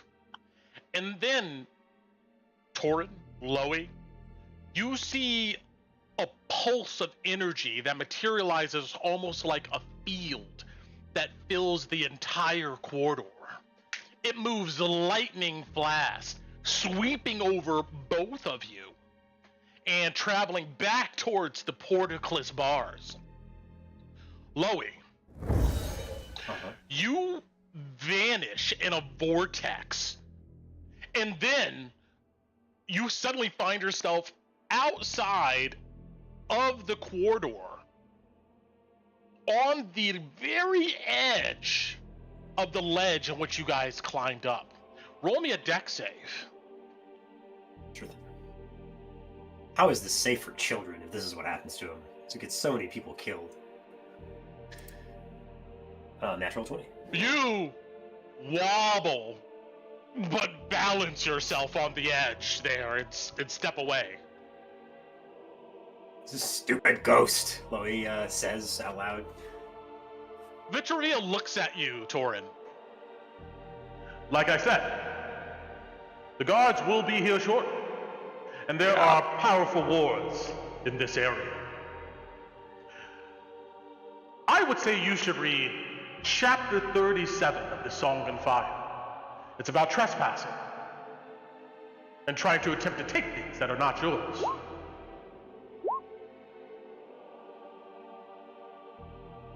Okay. He smiles at you. Yeah, I'm leaving. You take some steps back. Yeah. Vitruvio just watches you and gives you a nod with a smile like you're doing the right thing. And you exit out onto the edge with Lowie. Yeah. Stupid ghost. We need to go now. Fine. Boy back! You hear me? You stupid pretty boy. It shouts down the stone tunnel. Yep. He smiles and gives you almost a politician wave. And then you see he walks back into the wall. Real quick, and this is a weird question. If I were to put a number to it, my passive history is 21. Do I know who that is in character? Yeah, you would instantly recognize it as the Saint Vitruvio, the hero of the Dragon Wars. I mean, he's got the armor on from the painting. So. Yep. Just want to make sure there's no doubt. Okay. You know, I bet there aren't any guards, Torren. I bet there's nothing here. Maybe. And you could have tried to leverage that bar that was rusted in. You're strong. You've got those gauntlets. We could open it up that way. What's the harm? Nothing happened in that corridor. Those guards. Nothing happened yet. This in itself is a test. If the guards are coming, we should be able to notice. We might be able to notice them. There aren't any guards, Torren. This place is long abandoned. And yet, I don't want to hear. First off, I don't want to hear that after half the things we've seen in this place. It is certainly not abandoned. It may not have human life, like a civilized life, but it's certainly not abandoned. But magic is weird. We don't have. So let me interject really quick, because I didn't describe one thing that I feel like it's very important. When you guys were at the end of the hall and you saw the offering plate in the lever, I said that there was a sharp turn. At the end of that turn was a massive stone door. So let's put that out there. Yeah.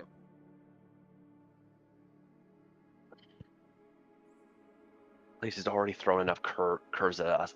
I don't know if it's actually here or not, but if there is something, I don't want to do it without the full group. And we can't get the full group in our current situation. We're not going to be back here until after Temple's Gate, Torren. I So know. we don't have time. I know. There's just too much, but there's too much going on right now. We didn't have a dozen people's lives on our backs and all of them trying to eat each other. Then I would suggest it, but not now. They'll all just end up killing each other anyways come the battle, but whatever. But not on our watch. We have enough on our plate. We don't need to be dragged into that. We get them back to where they each need to go, then they can have their little petulant spats. After we get what we need and get the fuck out of the way. Alright, fine. We'll fuck off. We'll go. Lowie takes out some rolling papers and rolls himself a cig. And You look longingly at the secrets that you'll pass as you guys descend back down and reunite with the party at Ryder's Ridge.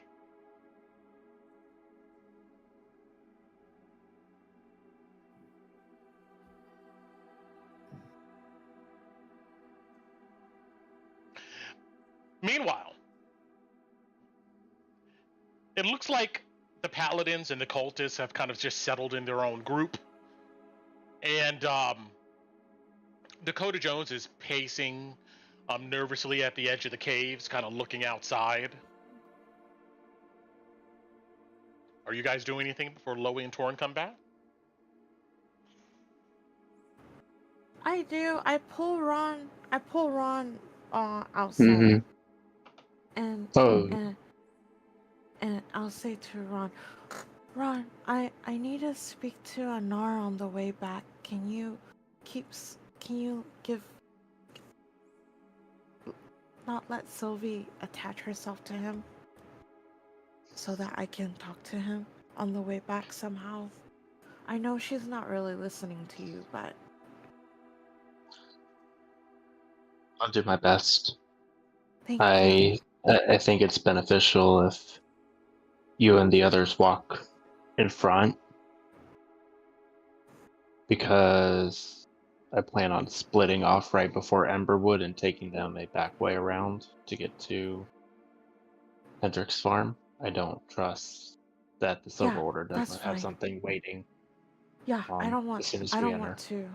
Yeah, I don't want them to go to the Silver Order. So I agree will. with you. I will make a demand of Sylvie that she allow your brother to go speak solo with you. But again, as you pointed out, I don't trust her to honor that. Okay. I don't know if Anar will be happy with that though. Maybe I should just let her come. Do you think so?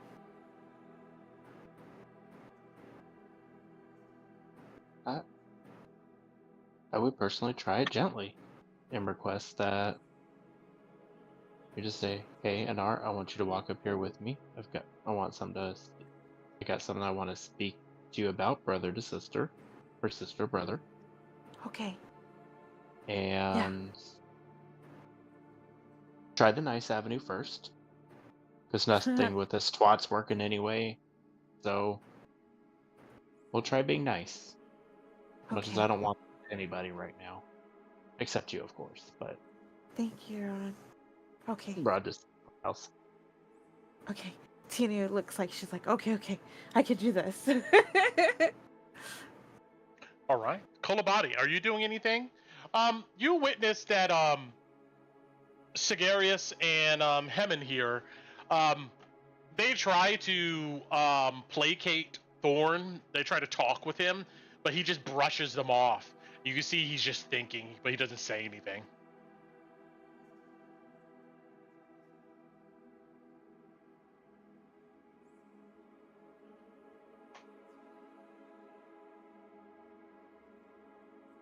You may be muted, Kolobati, if you want to do anything. If not, then Lowie shows up and Torren. Well, yeah, all of Kolobati's doing is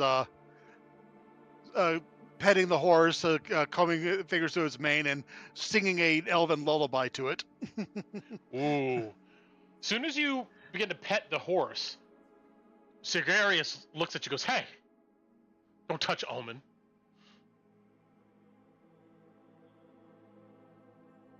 No. He comes over to the We'll horse. see ya. Who knows what dark magic you'll try to inject into him?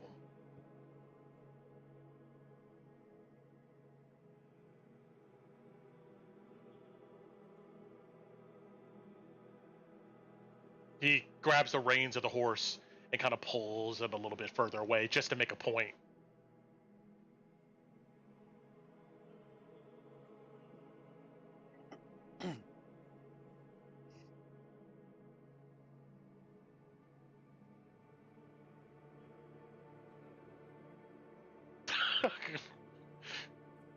He likes his horse.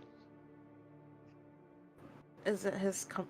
Never mind. Koya, shut up. Shut up, Koya. Don't say it. Before we go inside, I would say to Ron, maybe we should I don't know if it's gonna be good, but I think we should what is that again? Gag. We should gag Thorn. Oh my god, I'm sorry. I can't think. My stomach hurts. Yeah, we should gag Thorn while we walk back. 100% agree. As well as keeping his limbs restrained where he's unable to cast magic. Okay. And have at least 2 people on him consistently. Okay. Okay. Thanks, Ron.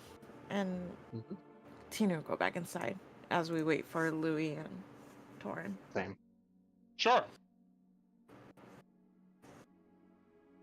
And Lowie, Torren, you guys show up.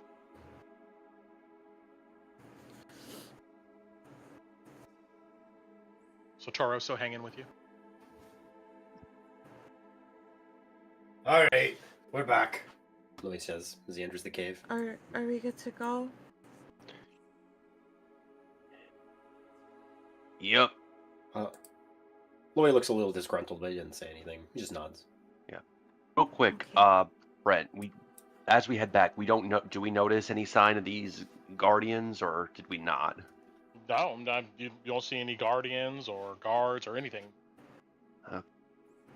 Oh. Yeah, no, we gotta get these guys out of here before it gets too late. Tinu kind of gets close to Uncle Lowie and Torren, and she says, "Should you put on the plate before we leave, or do you think that will make them mad?" No. And he looks really. He just Lowie shakes his head no. Okay. Oh wait, no, I don't know that you brought that. Never mind. Retcon that. I don't even know you went. I know you went to get it, but I don't know if you have it. I'm sorry. That's true. Lowie would never tell you that he did that. Yeah. Yeah, I know you went to go do something, but I don't know what you went to go do. Okay. Yep. Oh, he does hand you back your bag of holding, and he asks for the backpack. Yeah. Okay. She'll put it on. Okay. I don't have that spell where if we get into big danger anymore, so it'd be better if we try to be safe. Ron was thinking that the cultists should walk behind and the paladins in front, and then that way they can split off before we get to when we get to the Heyman says, farm. no, I will not have them at my back. We'll walk behind them. I mean, No. we'll be at your back. Yeah, we're gonna be in between. You will be walking in front, they will be walking behind, and the knife bites will be in between. Hammond looks at Sigarius, and Sigarius looks at Thorn. Thorn has no say or power here. We were only... Let them do as they wish for now. Just to remind you, we were only ordered to bring Thorn back at any cost.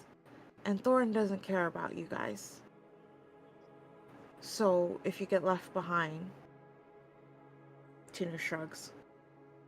They look Don't at you do with anything more... stupid. They just look at you with more suspicion. They don't say anything. All right, let's move out. Come on. We all gotta get back to our respective homes. At this point... I do not let them get on their horse, Brett. I will hold this horse's reins. If I need to hold onto that guy's arm while he holds the reins, I will do that. You instantly see that this is going to be a big issue with Sigarius, as he does not let you take control of the horse. He looks like he will confront you on the matter, which we can go into.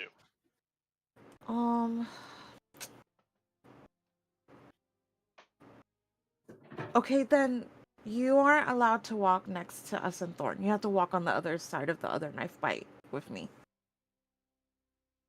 I would probably have Lowie and Torren walk with me because of this now. So I would make him walk on the other side of Lowie and Torren and tell them to keep an eye on him and his horse.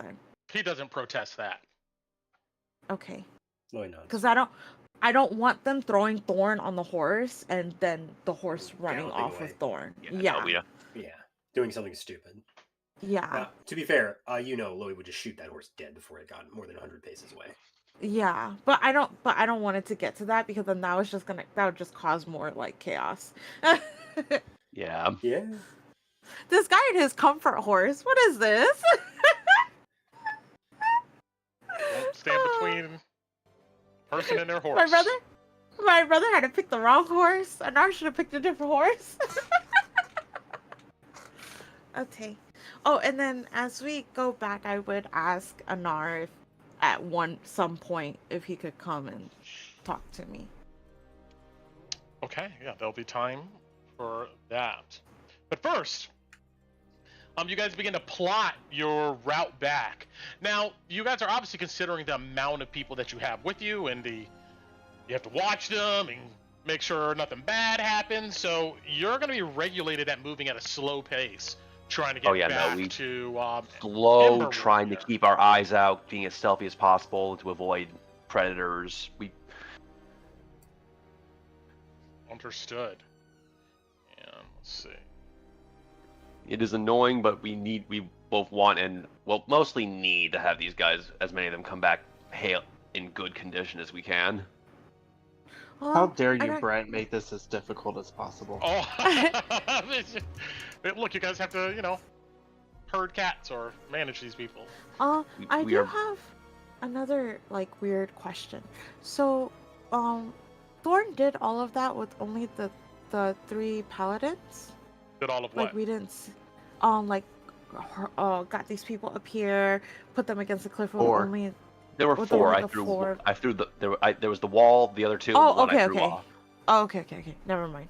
But still, I forgot about that one. They were outnumbered by the cultists, to be fair. A lot. 3 or 4 to 1, basically. You look at these cultists, and speaking of which, it looks like all of them, except Anar here, and all of them have 1 level of exhaustion. You can see it on their face. The paladins do not. And we are moving the traditional 1/4 a mile per hour with these folks. So we got a long trek back here. Mm-hmm. Looks like we're gonna be moving. All right, so you guys exit Ryder's Ravine without any other thing. you're gonna do, Oh, right? thank God. Oh yeah, I don't think we have anything else, or I don't. I don't know if everybody else. All right. Let's see here. Guys, You if guys we run exit into out a of fight, Ryder's Ridge. we leave the horse. We're gonna use the horse as bait. And then after leaving Ryder's Ridge, you disappear back into the forest that surrounds Dragon's Perch and the mountainous landscape.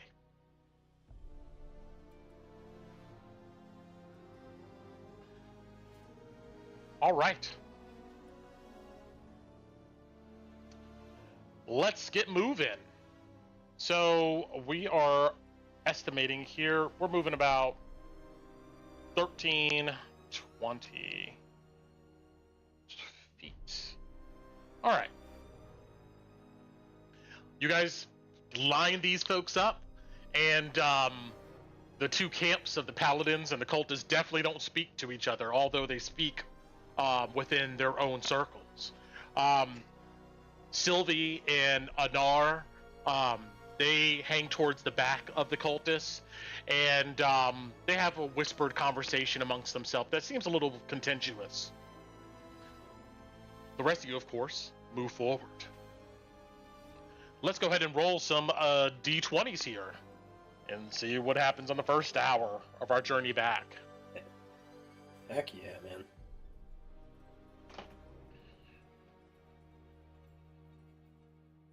I didn't do it.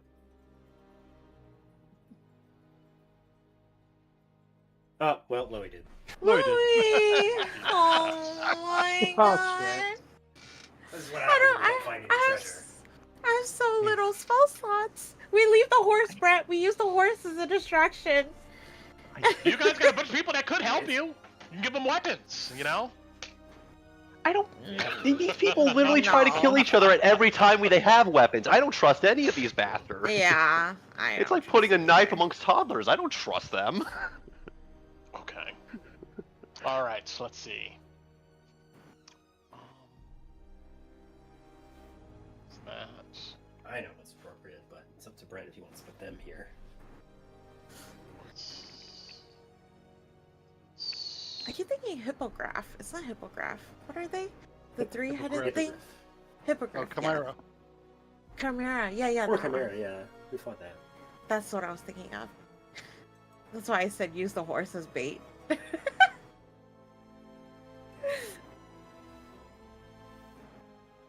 All right, so let's go ahead and take let's come back on to 30. I gotta set this up now, and we'll We go do ahead and see 35. what It can't. I can put yeah, the dog up can't- and we can do stuff. 35. Yeah. It Cool. can't be a talking encounter like that one that where who was it they talked to? Who did they talk to? Torren. Yeah, it was a talking encounter. No. Oh my goodness. Although there's different types of encounters, but this ain't a talking one.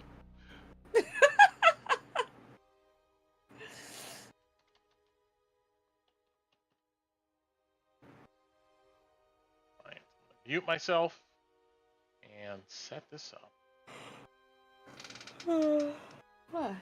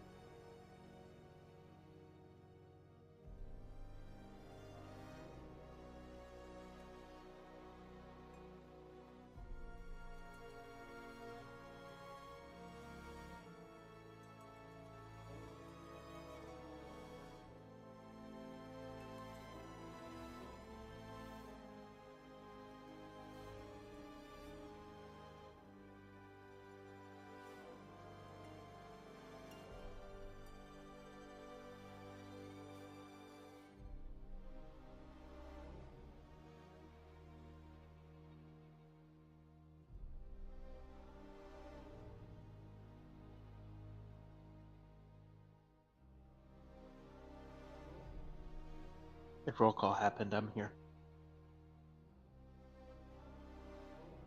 I'm here too. I haven't heard anything yet, though. Back. Likewise. I'm back. Welcome back.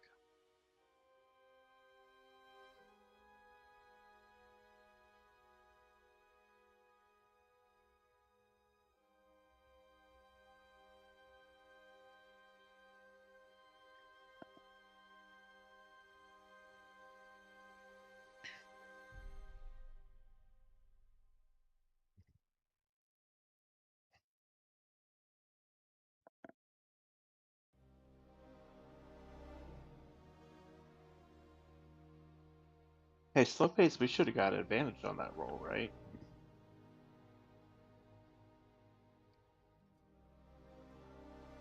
I don't think so with the size of the group. Yeah, we got too many people. But we can ask Brent.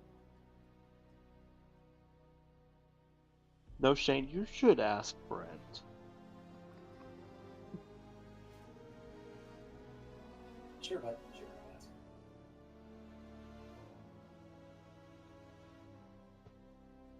All right.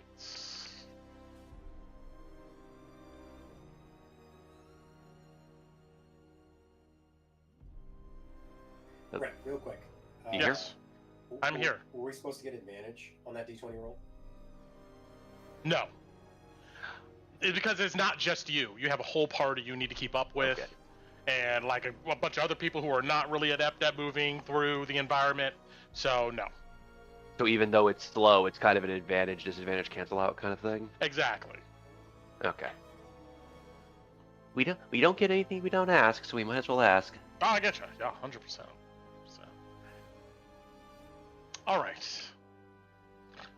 I'm gonna keep this here.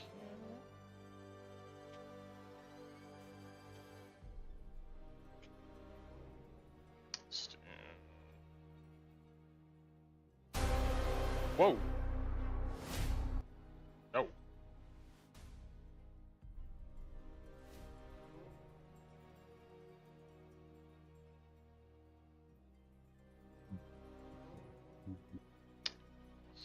See. Here we go.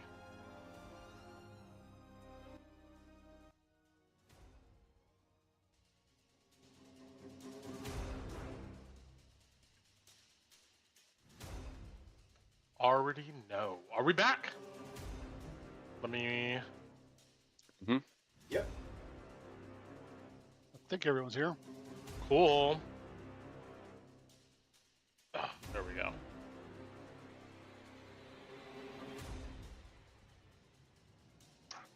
Right.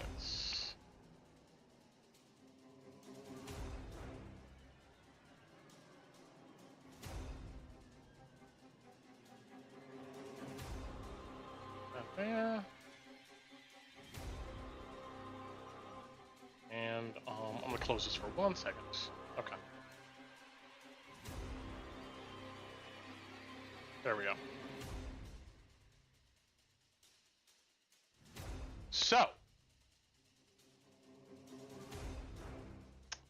I'm gonna grab this.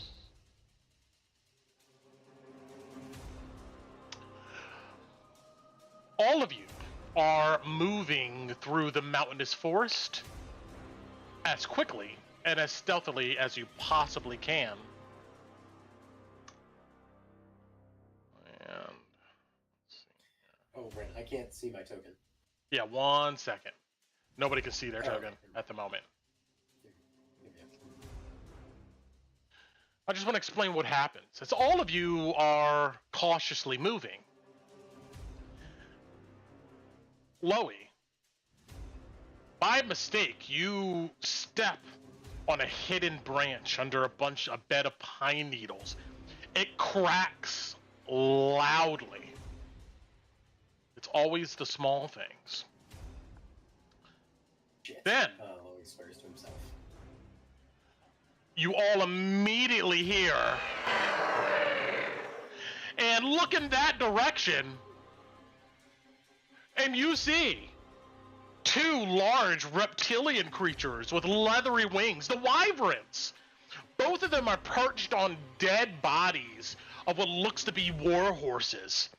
You see their mouths are filled with gore and blood as they whip their heads in Lowie's and you guys' direction, and immediately recognize you guys as their former quarry. They expand their wings, and they shriek at you in defiance. And with that, I'm going to put the party on the board here. Place party. Put Alice there. And essentially anywhere...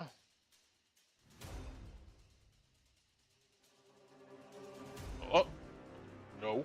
Did not mean to do that. Here. Anywhere in the yellow circle, or yellow circle, yellow square, you can go ahead and place yourselves. I generally have it laid out here how I think you guys are said that you want to be in the back. I think we're in between. We were trying to put ourselves between the 2 groups so they didn't try anything, and they felt comfortable. Okay. Like how between? That between? Like if this is how it works out, then yeah, like. Okay. Definitely have input into how these people are organized. I'm missing one person. I'd be pushing more of like a 30-foot gap between the 2. 30-foot gap? Okay. Yeah, just so there would be time for reactions if somebody did try something.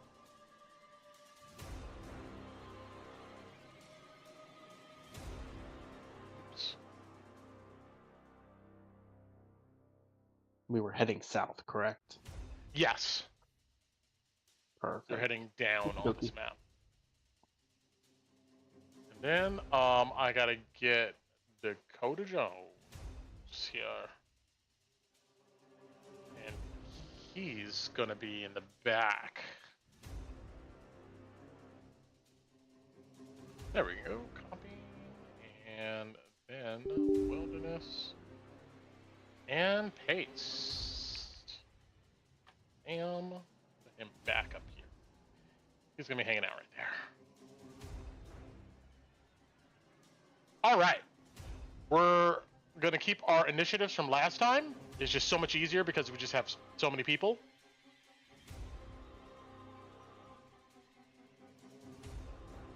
If you guys really want to roll again, that could be a group decision and we can do that, but just know that I have to roll everybody again. But this is what we got right now. Well, we can't see it right anything, now. Brett. You can't see? Map. Yeah, only you can, because you can see all the maps. We can't, 'cause- Oh, that's right. Yeah. I can't. Okay. Oh, fuck it. All right then. Fuck it. I wish I can. Oh, you're right, because I can see it on my other side here. I wish you can retain that. Remove. Let's clear that. And fine. We'll go ahead and do this here. You guys can roll up yourselves some initiatives here, as I do the same. We got Sylvie. The tracker's gone. Oh, the tracker is gone, yeah. Oh, there. And then we got Dakota Jones. Then we got Anar. Then we got the cultists. Then we got the paladins.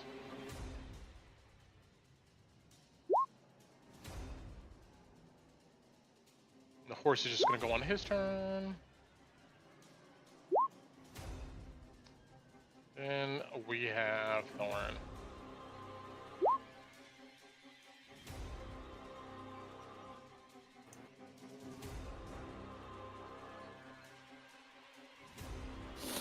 All right, so I think we should have everybody except the enemies. And then our boys are back. The boys are back in town. All right. And Yeah, we're just taking whatever the initiative pops up in there. It's rolling double, but I don't got time for all that. All right. So, these wyverns scream at you guys. But we're in initiative. We're started with Ron, it looks like here, as everybody's attention is drawn towards these creatures in between the trees. How you see them on your map is pretty much the cover that they have. So if more than half of their token is covered up, then they are going to have that half cover. But, yeah, let's get into it. Did I put, where is the wyverns? Did I have them on a map? I'll have them? Yeah. Yeah, they're down here. I mean in the initiative order. Oh. I see a 10. There it is. With Yep. their token on it. Is I that hit them? the blood token by mistake. Hilarious. Okay, yeah, that's the 10. All right. So, what do you do, Ron? As you peer through Ron the is trees. Yeah, Ron's gonna move down 10 feet. Go see this one off to the east. And let's just go for it. As an action,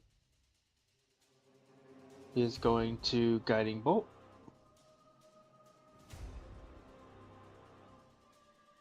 Ugh. Well, that's an absolute no. Hits a tree. Showering spark and stuff everywhere. Does the tree ooze? A little bit. Okay. Damn, I was trying to make it, like, lead. Alrighty,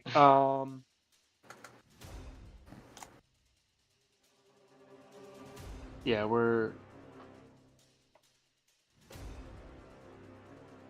Sorry, one more thing to check. Okay, yeah, I can still do this. Alright, as a bonus action, I will go ahead and activate my Starry Archer. And let's just go ahead and take a shot at it. And that's probably a miss too with is the 13 a hit? 13 will connect. Woohoo, alrighty. Right, for armorless beasts. Hey, for 12 radiant. The ether arrow slams into its body, showering radiant energy all over it. It will take the 13.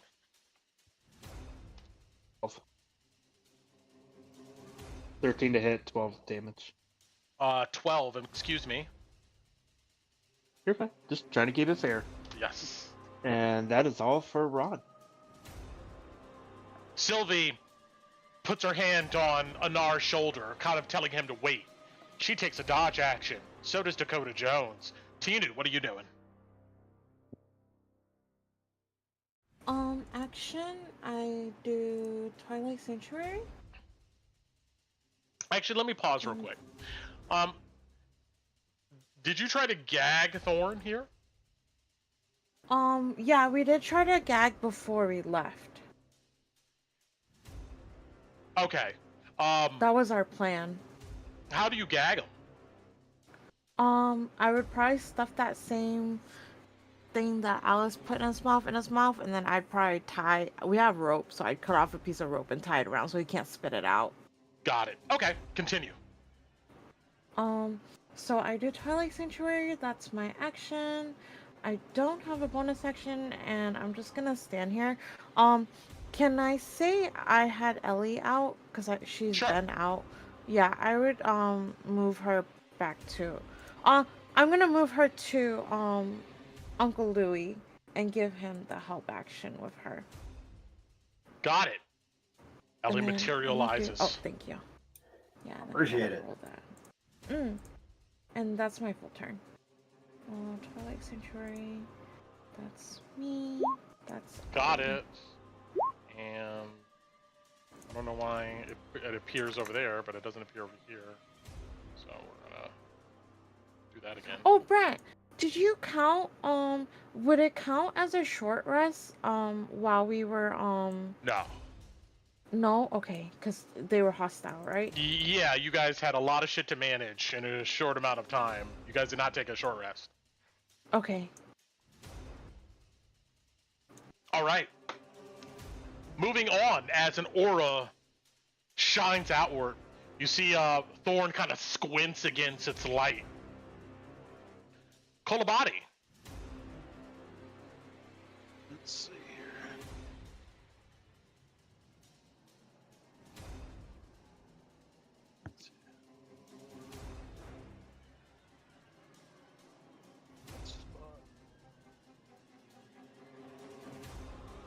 Okay.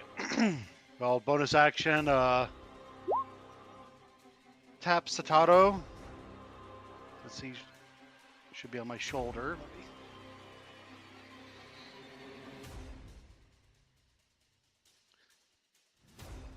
To see through his eyes.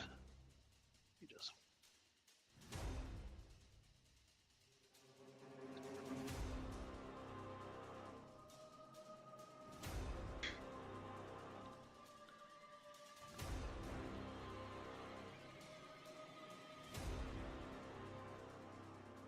He's going to then going to ready in action for when it's he's in range.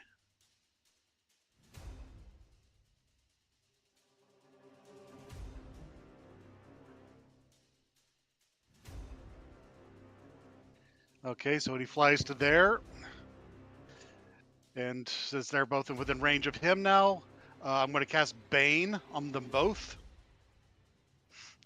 So I need Gotcha. charisma saves. All right, drop me the text. Let's see. Charisma saves. The one farthest to the north, the one to the south. And 2 and 0. DC 15 on both. So DC 15, so. Yeah, I just rolled them. You guys should have seen it, I think, right?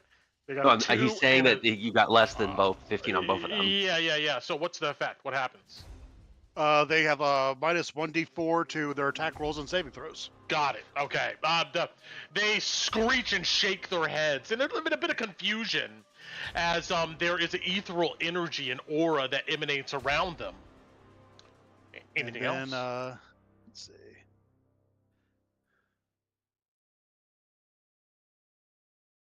Check that.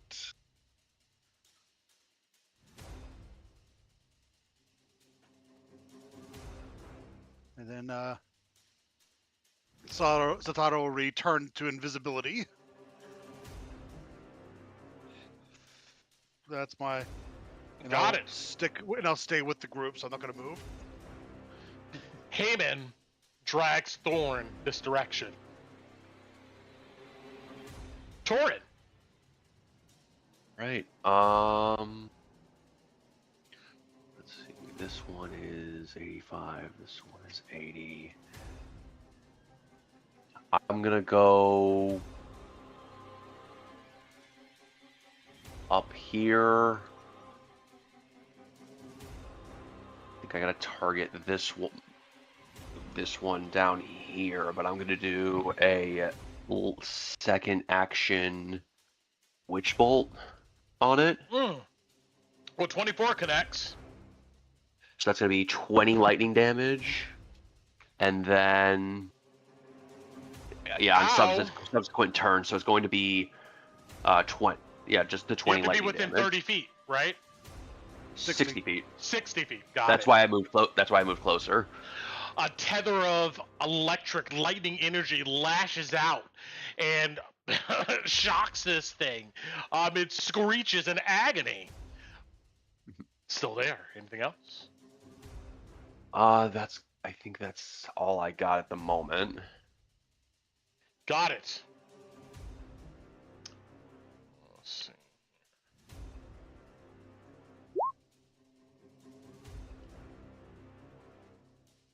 The Wyverns. This one shrieks to the air in rage at what you've done. It's gonna move its 60-foot range. right up there. It angles its taloned feet down towards Omen, the horse. And I gotta go. Warhorse. Here we go. 11 is what we're looking for. Minus a D4. Minus All right. 4. Yes. It comes in with a bite. Minus D4, regardless, is going to go ahead and hit with a 23. Bites into the warhorse for, wow, 20, is that real? 21 points of piercing damage. It just buries its jaws into Omen, the innocent horse, unfortunately. Just minding his own fucking business, trying to live. And the horse collapses to the ground, with Sigarius on it, making him fall prone. Then, after that, it whips its tail around and tries to sting at Sigarius here, prone. With advantage, I'm just going to roll once since it's doing doubles. 22 will go ahead and connect. We'll take 16 points of piercing. Well, that was that 22 should be an 18. So. Oh, you're right. Oh, yes, true. With a 4. Does that get through it? No, it does not get through this guy's armor. Bites into it, scraping his teeth across it. I'm sorry, not bite, but tries to pierce it with his stinger. Excuse me. That does not connect. No, with a -4 on that. And then our other guy. Let's see.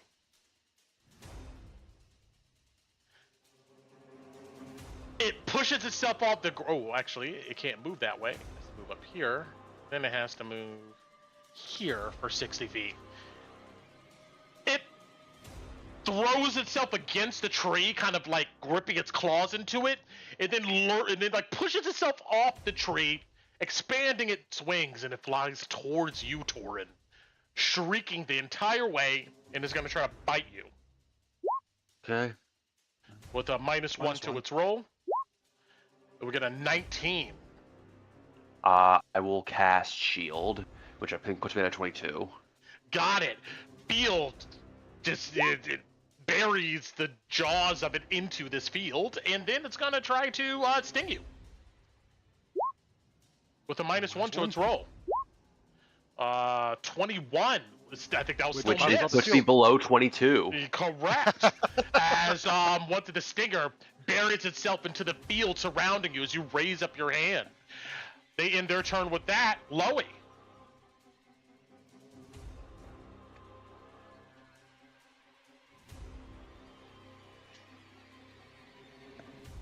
All right.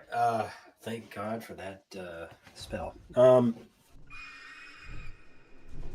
These wyverns, are they within melee of Torren and Sigarius? Yes. Okay, well, the first shot's still out. So let's take that. He whips out Whisper. Bonus action, I'm going to fire at the one fighting Torren. Got it.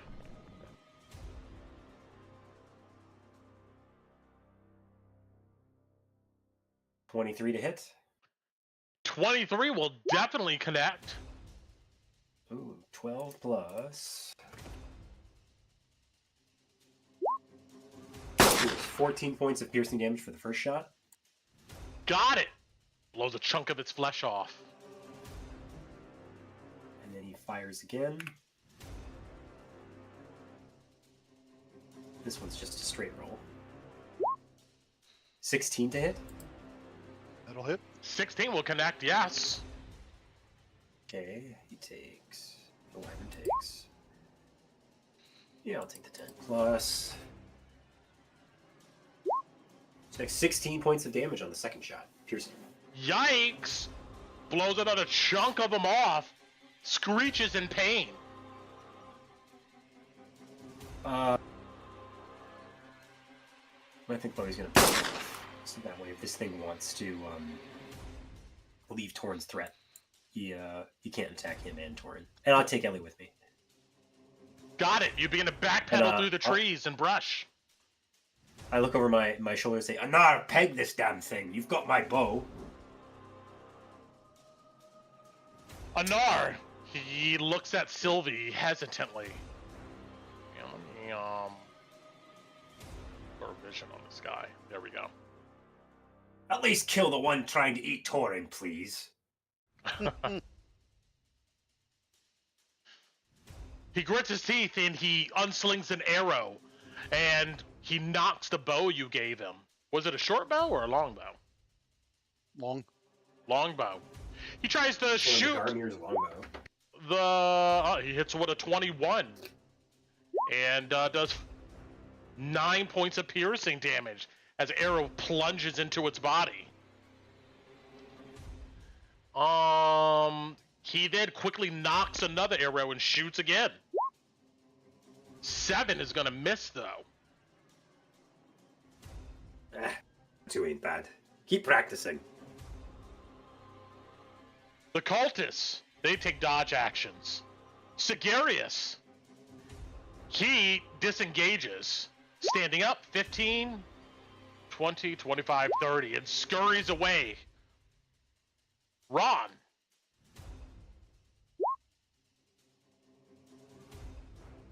Alrighty. Just go for the top one. Got it. Let's see, what do I have this time around? We're going to Starry Wisp this time. Okay, I'll take it. Oh, wow. All There's a right. 27 hit. 27 will hit, yes. Which one? Alrighty. Top one. Got it. So, and then hang on, because I get to also roll 2d8 for the crit. For 33 points of damage on a cantrip. Yikes. That's awesome. Radiant energy slams into this creature. Must have been just about. Yeah, holy crap. Yeah, I was almost max. It tumbles onto its back, but quickly kind of pops itself up with its wings in the air, screaming in agony, blood flowing from its body. It's definitely bloodied, but still there. Does it have a reaction or free No. use bonus? It doesn't have a reaction or anything like that. I mean, it has a reaction. That was just description, excuse me. You're fine. Alright, 13 to hit. I'll connect. For an additional, nice, another 12 radiant. Slams into it again, knocking it back against this tree. It shakes itself and screams in fury. Alright. Well, that's fair since I rolled a nat 1 on the guiding bolt. So, I'll let you have your turn, Brian. I'm done. All right. Sylvie dodges. Dakota dodges. Tinu. I'm gonna move. I'm gonna delete Ellie because I can see what she can see. She's on Louis though. I move 20 feet this way to get everybody inside my aura, and then I'm going to. Which one looks more bloody, Brent? Top one. The one next to Torren here. Yeah. Yes. Okay. That one I'm going to a fireball or a searing knife. Got it. 26. I'll connect. to hit. And then 14 damage. 14. Fireball slams into its body. It almost falls to the ground. It looks exhausted and weak. And then Ellie gives Louis the help action again. And that's my full turn. Got it. Meanwhile, Kolabadi.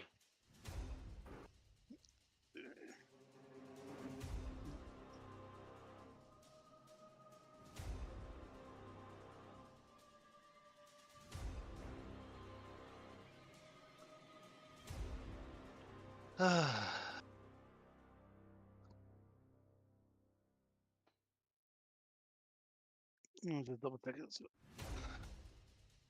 I'm gonna keep the bane up on them, so let me check my spells here.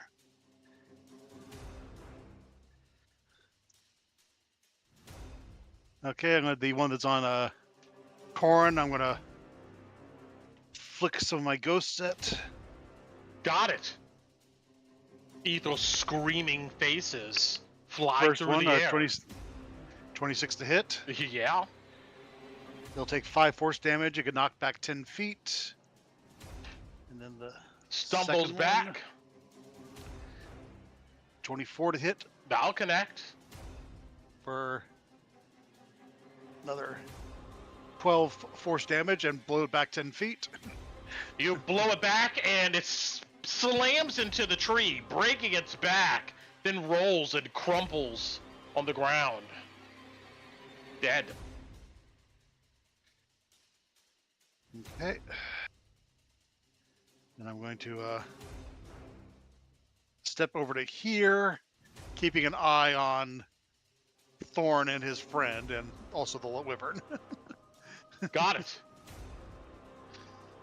Hemon does nothing. Torren. Right, first, bonus action on the one, because I used it on the other one, for 7 points of damage. Energy, lightning erupts around its body as you focus in on the energy. It takes the 11. Stepping up, I will then, as an action, do True Strike with Twilight. Well, 30 will hit. All right.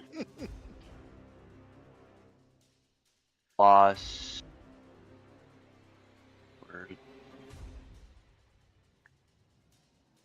So that's going to be 14 plus 6 for 20. Your blade cuts into the side of this creature, like slashing away a large chunk of its flesh. And you said it took 13? 20 total. 20. Yeah, 14 slashing, 6 radiant. Got it. Twilight glows in the shadows of the forest. Anything else? That should be it. Got it.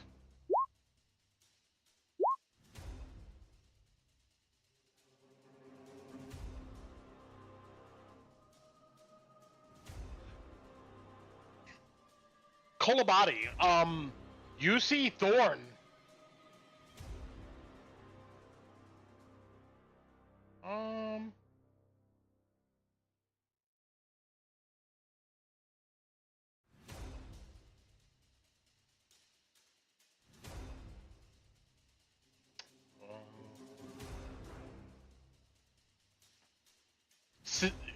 He says some prayer to himself. And it's 2.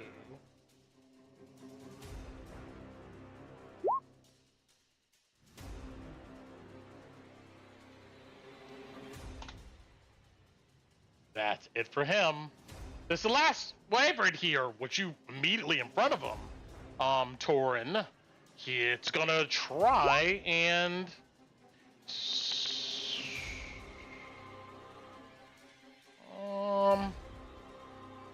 -4 to its rolls. yes. It attack. Roll me a strength save. You see it drops to the ground and sweeps its tail. You're good 16. to go with a 16, but you'll take half of 10 bludgeoning damage. It then All right. arcs its tail and tries to stab you with it. With the So -4, that's -4. not going to hit. Or it will miss with a 12. Then it launches itself into the sky. You get an I attack will of use my opportunity. reaction to do Booming Blade as an attack of opportunity. Can you cast a spell as an attack of opportunity? With Warcaster, I Warcaster? can. All right. But 10 does not connect. Do not hit. Dang it, I can't hit with this stupid thing. It launches 60 feet up through the tree canopy.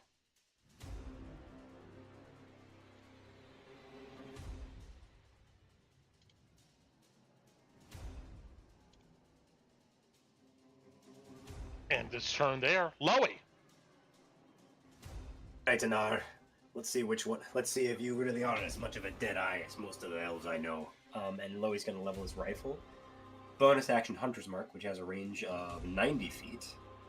So you're not quite too far out of his range. No. And I'm going to lay on a couple shots with my rifle at this guy. It looks like it has half cover.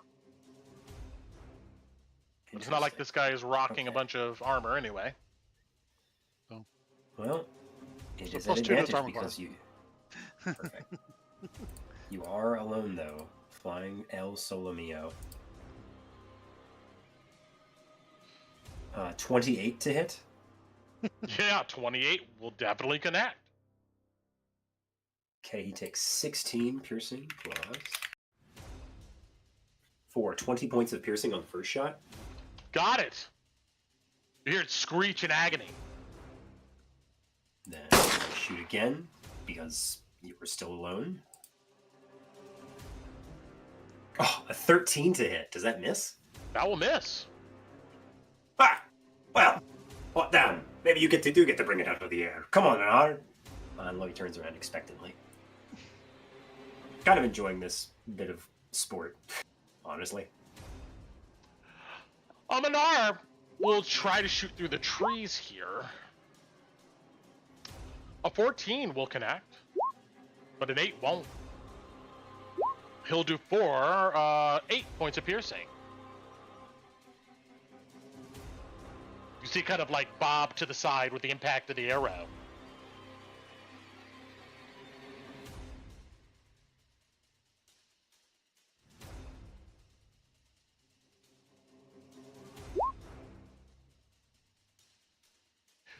Kolobata, you see Sigarius come over and touch Thorn. Ron!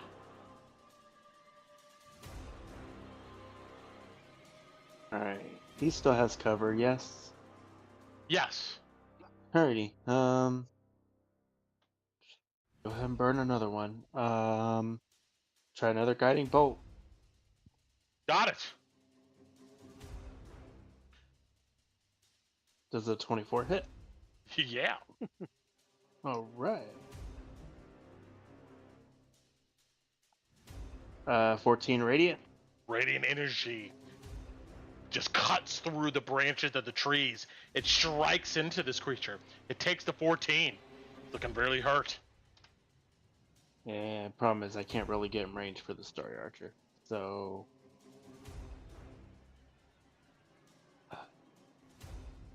yeah, Ron's got eyes on everybody. He's gonna move. There's a tree there. Yeah, Ron's gonna make sure she can keep eyes on everybody. And that is it. Got it. Chinu, what do you do? I'm gonna move because I see them like conjugating. Is that the right word? I'm gonna move 25 feet here next to Thorn. Yeah, they're being sneaky, Tinu. Yeah. I say cut it out, or I'll let the Wyvern eat you. And then I'll turn around and searing knife the. Got it. 16. That'll connect. You have 10 advantage. damage. Oh, do I have advantage? Oh yeah, because the guiding bolt. Let me try to crit crit fish it. fish. Oh, almost 24. Yeah, it's fine. Just 10. Right. Got it.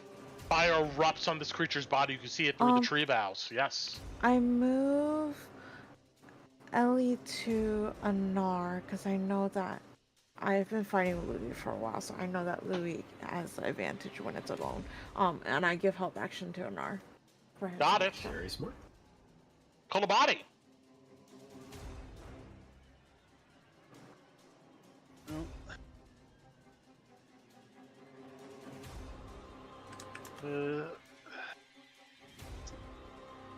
So I'll sick some more ghosts out on this Wyvern. 12 will miss.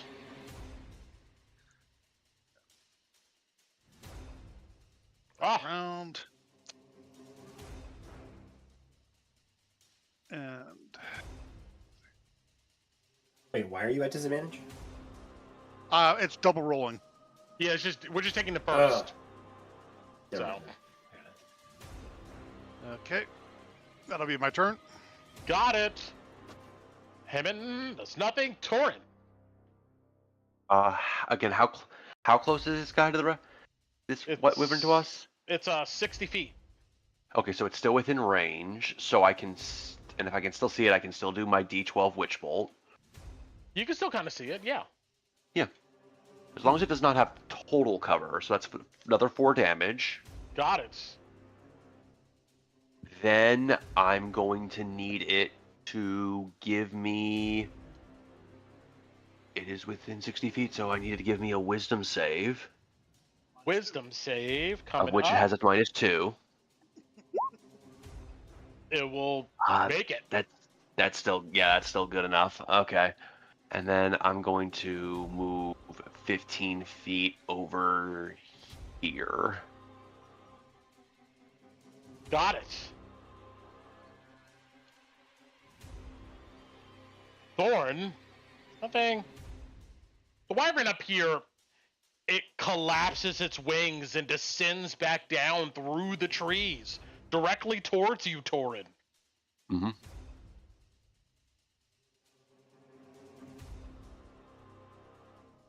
First, roll me a strength save.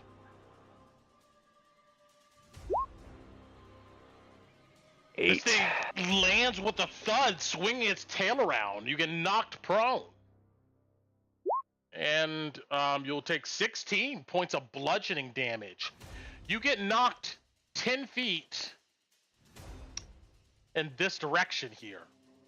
And then give me one second. No. You can stay where you are. Did I fuck that up? There it is. I make my con save for Witch Bolt? Yes.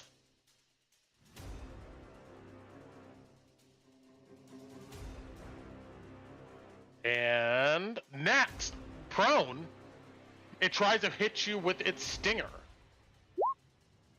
-1. 19? I will use another casting of shield. Got it. You bring up shield once again as you see this pointer buries its way into the field, pushing it away. Ends its turn. Lowie. I honestly thought it was going to fuck off. And he's going to put some rounds into it. Hoping to end this fight. It looks wounded. Hopefully. Ta-ta. Drake rolls.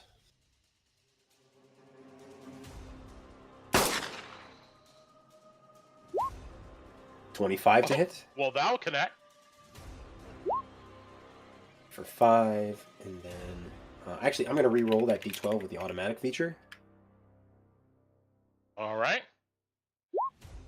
So 6 plus 4 is 10, plus a d6 is 4. So that's 14 points of piercing damage on the first shot. It slams into its skull, and its body crumples to the ground. And bonus action reload and says, CNR! These things aren't anything to be afraid of. He just looks at you. But it's all quiet once again. In the forest.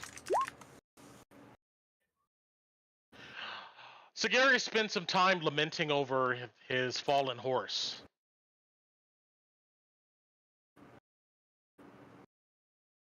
Tino kind of pats his shoulder like, I'm sorry.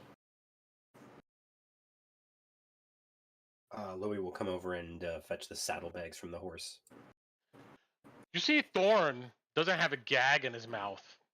He says, I see your specialty is standing around and doing nothing to you, Tinu. Tinu, Torren, can you help me? And I gag him again. And I tie rope around his mouth. He doesn't resist. He just lets you gag him again. All right.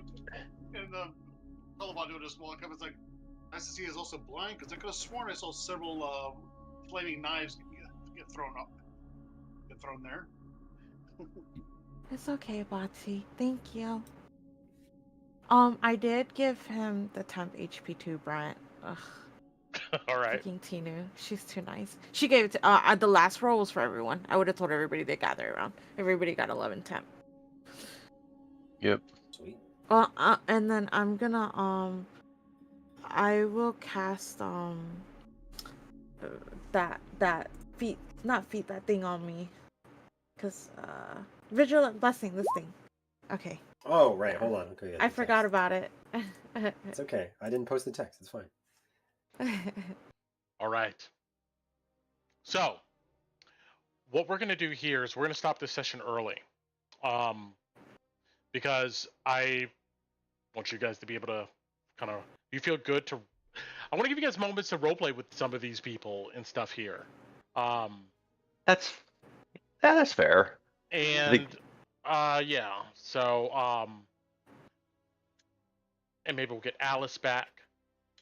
But Oh, Alice is going to definitely have words with let me certain see people in this if group. we roll up another encounter first. Oh, no. Let everybody, yeah, roll me a d20. Let's see what's up. You got it, Brent.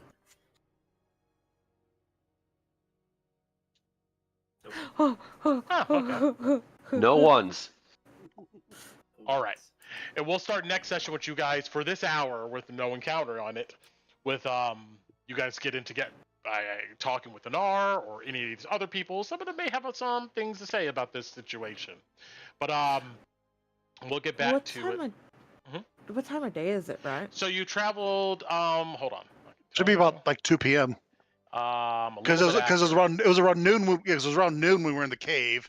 They spent an hour going up to the peak, and then we just had an hour for this, so about 2 p.m. So it was 12:45 when you guys started. I'm gonna say it took about an hour or so to get through the experience with the the cave and everything.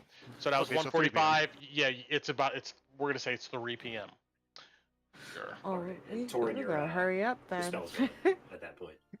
Okay. Yeah.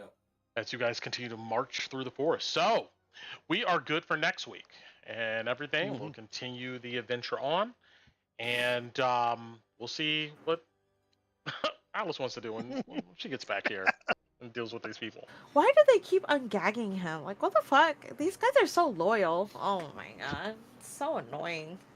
I'm about to gag them too. Not their hands, or anything like that. Just gags. Just put, like. Well, yeah, we should probably. Well, I mean, I thought one of them was already bound already, but I guess. No, because they're helium, so they're using their lay on hands on. Yeah. It. Okay. I'll tell Alice. We'll do it next week. All right. Well, we will see what happens as you guys got at least 1, 2, probably 3 more rolls to get through this area here. So, oh boy. Good luck. Good luck. The easiest 3 d20s of my life. Yeah. All right. See you later, stream. I'm ending it now.